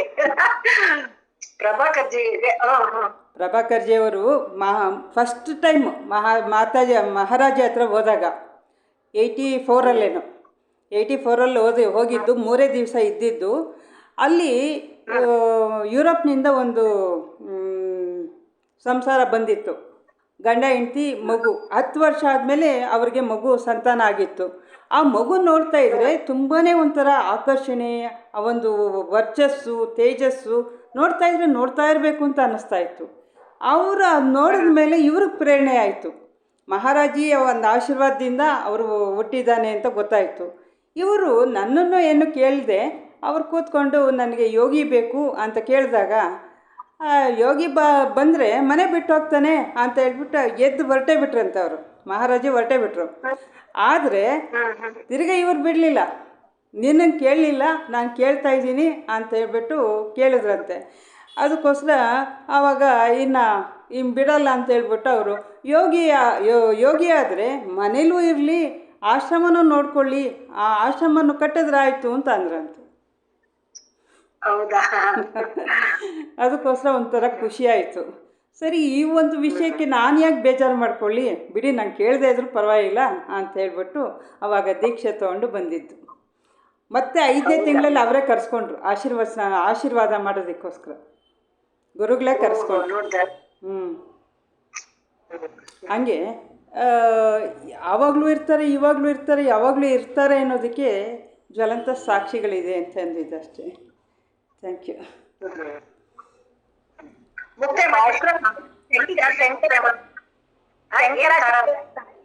ಶಂಕರಾಚಾರ್ಯರ ತಾಯಿ ಮಗ ಸನ್ಯಾಸಿ ಆಗ್ತಾನೆ ಅಂದ್ರೆ ಬೇಡ ಅಂತ ಎಷ್ಟು ವಿರೋಧ ಮಾಡ್ತಾರಲ್ವಾ. ಅದೇ ಇರ್ತಾರೆ, ಈ ತರನು ಇರ್ತಾರೆ. ಇವಾಗ ನಮ್ಮಲ್ಲಿ ನಮ್ಮ ವೈಶ್ಯ ಗುರುಗಳಾಗಿರೋರು ಸಚ್ಚಿದಾನಂದ ಸರಸ್ವತಿ ಸ್ವಾಮಿಗಳ ತಂದೆ ತಾಯಿ ಈ ಕಾಲದಲ್ಲಿ ಎಷ್ಟು ಕ್ಲೀನ್ ಆಗಿ ಬಿಟ್ಕೊಟ್ಟಿದ್ದಾರೆ ನೋಡಿ ಮಗನ್ನ ಒಂದು ಧರ್ಮ ಗುರುಗಳಾಗಕ್ಕೆ. ಹಾಗೆ ಅವ್ರವ್ರ ಅನುಭವ, ಅವ್ರವ್ರ ಪ್ರೀತಿ, ವಿಶ್ವಾಸ, ಆಮೇಲೆ ಅವ್ರೊಂದ್ ಧೈರ್ಯ, ಸಮಾಜಕ್ಕೊಂದು ಉಪಕಾರ ಆಗುತ್ತೆ ಅನ್ನೋದಾದ್ರೆ ಆಗ್ಲಿ ಬಿಡು ಅನ್ನೋ ತರಾನು ಇರುತ್ತೆ. ಹಾಗಾಗಿ ತರ ಅವ್ರೆ ಮಾಡಿ ಪಾಪ ಬಿಟ್ಕೊಟ್ಟಿದ್ರೆ ಕೇಳಿದ ತಕ್ಷಣ ಯಾವ ತಂದೆ ತಾನು ಸಂತೋಷ ಊಟ ಅಂದಿರಲ್ಲ, ನೋವಾಗುತ್ತೆ. ಬಟ್ ಅವ್ರು ಫಿಕ್ಸ್ ಆಗ್ಬಿಟ್ಟಿದ್ದಾರೆ ಅದಕ್ಕೆ, ಆಗದೆ ಅದು ಅಂತ. ಬಟ್ ಆರೋಗ್ಯಕರವಾದ ಮನಸ್ಥಿತಿ ಬೆಳೆಸ್ಕೊಂಡು ಬಿಟ್ಕೊಟ್ರೆ ಹೊರತು ವ್ಯಾಮೋಹದಿಂದ ದುಃಖಿಸ್ಲಿಲ್ಲ ಅಷ್ಟೇ, ಆರೋಗ್ಯಕರವಾಗಿ ತಗೊಂಡ್ರು ಅವ್ರ ತಾಯಿ. ಬಟ್ ಇದು ಹಿನ್ನೆಲೆಯಾಗಿ ನನಗ್ ಗೊತ್ತು. ಸುವರ್ಣ ಹೇಳಿದ್ರು ಇಡೀ ದೊಡ್ಡ ಫ್ಯಾಮಿಲಿ ಎಲ್ಲ ಅವ್ರ ಮನೆಯಲ್ಲಿ ಎಲ್ಲರೂ ಒಂದ್ ಕಡೆ ಸೇರಿ ಮನ ಒಲ್ಸಕ್ ಟ್ರೈ ಮಾಡಿದ್ದಾರೆ ಸ್ವಾಮೀಜಿದು. ಅವ್ರು ಫರ್ಮ್ ಆಗಿದ್ದಿದ್ ನೋಡಿ ಸುಮ್ನಾಗ್ಬಿಟ್ರಂತೆ ಎಲ್ರು. ಆ ಪ್ರಯತ್ನ ಮಾಡಿ ಪ್ರಯತ್ನ ನಡೆದಿದೆ ಪಾಪ ಫ್ಯಾಮಿಲಿಯಲ್ಲಿ ತುಂಬಾ. ಯಾವ್ದೇ ಎಷ್ಟೇ ಜನ ನೀವು ಯಾರು ದತ್ತು ಕೊಡಿ ಅಂತ ಕೇಳಿದ್ರೆ ತಕ್ಷಣ ಕೊಡಲ್ಲ ನೋಡಿ. ಕಾಯಿಗೆ ಮರಗೆ ಕಾಯಿ ಬಾರವೆ ಅಂತ ಹೇಳ್ತಾರಲ್ಲ, ಹಾಗೆ ಯಾರು ಬಿಟ್ಕೊಡಲ್ಲ. ಅಂದ್ರೆ ಏನೋ ಒಂದು ಗಟ್ಟಿ ಮನಸ್ಸು ಮಾಡ್ಬೇಕು. ಈಗ ಆಗ್ತೀವಿ ಅನ್ನೋ ದೃಢನಿಷ್ಠೆ ಇದ್ರೆ, ಇವಾಗ ಶಂಕರಾಚಾರ್ಯರು ಆಗೇಬೇಕು ಅಂತ ಅನ್ಕೊಂಡಿರ್ತಾರ. ಅವ್ರ ತಾಯಿ ಎಷ್ಟು ಬೇಡ ಅಂದ್ರೂ ಆದ್ರಲ್ವಾ, ಕೊನೆಗೆ ಮೊಸಳೆ ಕೂಡ ನಿನ್ ಬಿಟ್ರೆ ಸನ್ಯಾಸ ಆಗೋಕೆ ಅವಕಾಶ ಕೊಟ್ರೆ ಅದ್ ಬಿಡುತ್ತೇನೋ ಅಂತಾನು ಹೇಳಿ ಹಾಗೆ ಆಗ್ಬೇಕು ಅನ್ನೋದಿದ್ರೆ ಹೇಗೋ ಆಗುತ್ತೆ. ದೈವ ಸಂಕಲ್ಪ ಅನ್ನೋದು ದೇವರು ನಡೆಸ್ಕೊಡ್ತಾನೆ ಅಷ್ಟೇ, ಯಾರಿಂದಲೋ ಹೇಗೋ ನಡೆಸ್ಕೊಡ್ತಾನೆ. ಅವ್ರ ಡಿಟರ್ಮಿನೇಷನ್ ನೋಡ್ಬಿಟ್ಟು ಇವ್ನು ಅದಕ್ಕೋಸ್ಕರನೇ ಹುಟ್ಟಿದ್ದಾನೆ ಇದು ಅಂತ ಎಲ್ಲರೂ ಅಕ್ಸೆಪ್ಟ್ ಮಾಡ್ಕೊಂಡು ಬಿಟ್ಟಂತೆ ಹಾಗೆ. ನೋಡಿ ಇನ್ನೊಂದು ನಡೆದಿದೆ ಪಾಪ ಅವ್ರ ಜೀವನದಲ್ಲಿ. ಸನ್ಯಾಸ ತಗೋಬೇಕು ಅಂತ ಫಿಕ್ಸ್ ಆದ್ಮೇಲೆ ಅವ್ರ ತಂದೆನ್ ಕಳ್ಕೊಂಡ್ರು. ನಿಮಗೆ ಗೊತ್ತಿದ್ರಲ್ವಾ, ಹಾರ್ಟ್ ಇಶ್ಯೂಸ್ ಇತ್ತು ಅವ್ರ.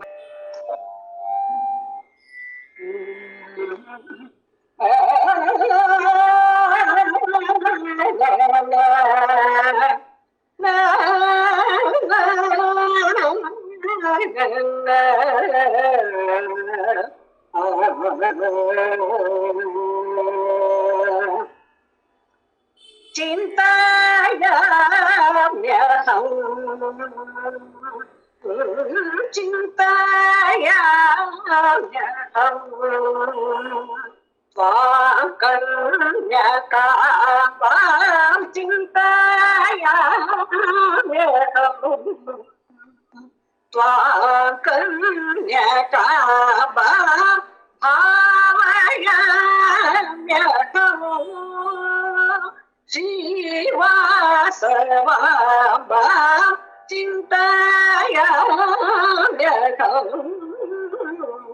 त्वां कन्यकां भावयाम्यहम्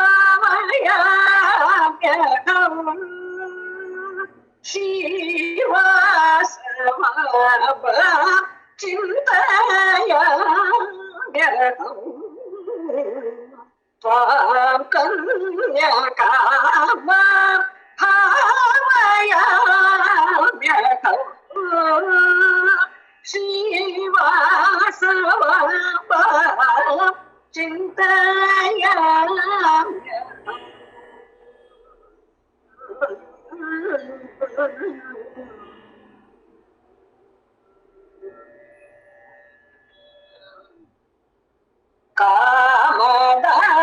कामदायिनी कामहारिणी कामदायिनी कामहारिणी कामदायिनी कामहारिणी कामरूपिणी कारुण्यवर्षिणी कामरूपिणी कारुण्यवर्षिणी सारि सनि सनि गम गम దని ద దని మద గమ దని స స గమ గరి ని స ని స ని ద మ గమ దని స రి స ని దని గమ దని తాకి తత కుజరి తక జను తక ధీ జిని తక తన జిరన తజం తకి తత జిం దికి తత న జిర జిరన తకి తత జిం జిన తో चिन्तयाम्यहम्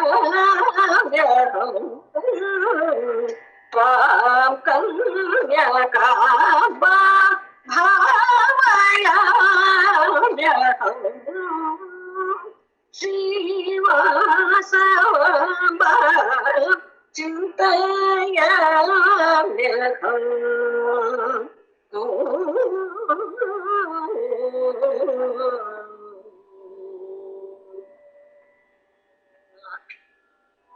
कुसुमनन्दिनी कल्याणकारिणी कुसुमशोभिनी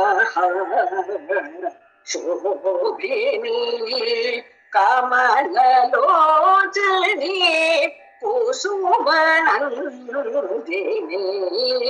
ಕಲ್ಯಾಣ ಕಾರಿಣಿ ಕುಸುಮ ಶೋಭಿನಿ ಕಮಲಲೋಚನಿ ಕನಕಾಂಬರಿ ಕಲಿ ಕಲ್ಮಷ ನಾಶಿನಿ ಕಾತ್ಯಾಯಿನಿ ಕೀರ್ತಿ ಸಂವರ್ಧಿನಿ ಕೌಮಾರಿ ಗೀತ ಸುಧಾಮಣಿ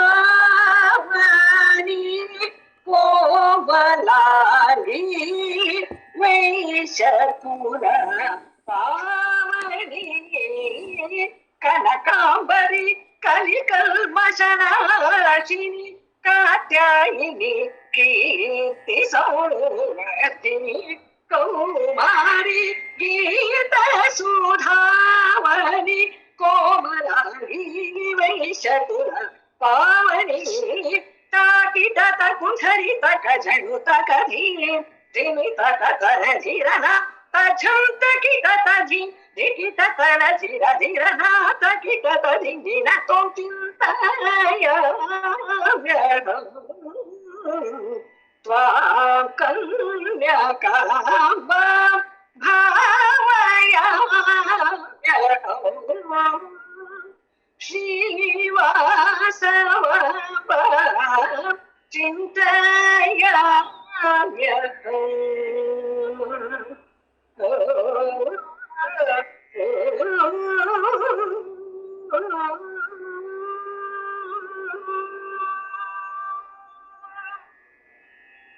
ಜೈ ವಾಸ ಓಂ ಸರ್ವೇ ಭವಂತು ಸುಖಿನಃ ಸರ್ವೇ ಸಂತು ನಿರಾಮಯಾಃ ಸರ್ವೇ ಭದ್ರಾಣಿ ಪಶ್ಯಂತು ಮಾ ಕಶ್ಚಿತ್ ದುಃಖಭಾಗ್ ಭವೇತ್ ಲೋಕಾ ಸಮಸ್ತಾ ಸುಖಿನೋ ಭವಂತು ಲೋಕಾ ಸಮಸ್ತಾ ಸುಖಿನೋ ಭವಂತು ಲೋಕಾ ಸಮಸ್ತಾ ಸುಖಿನೋ ಭವಂತು ಸಮಸ್ತ ಸನ್ಮಂಗಳಾನಿ ಭವಂತು. ಜೈ ವಾಸವಿ.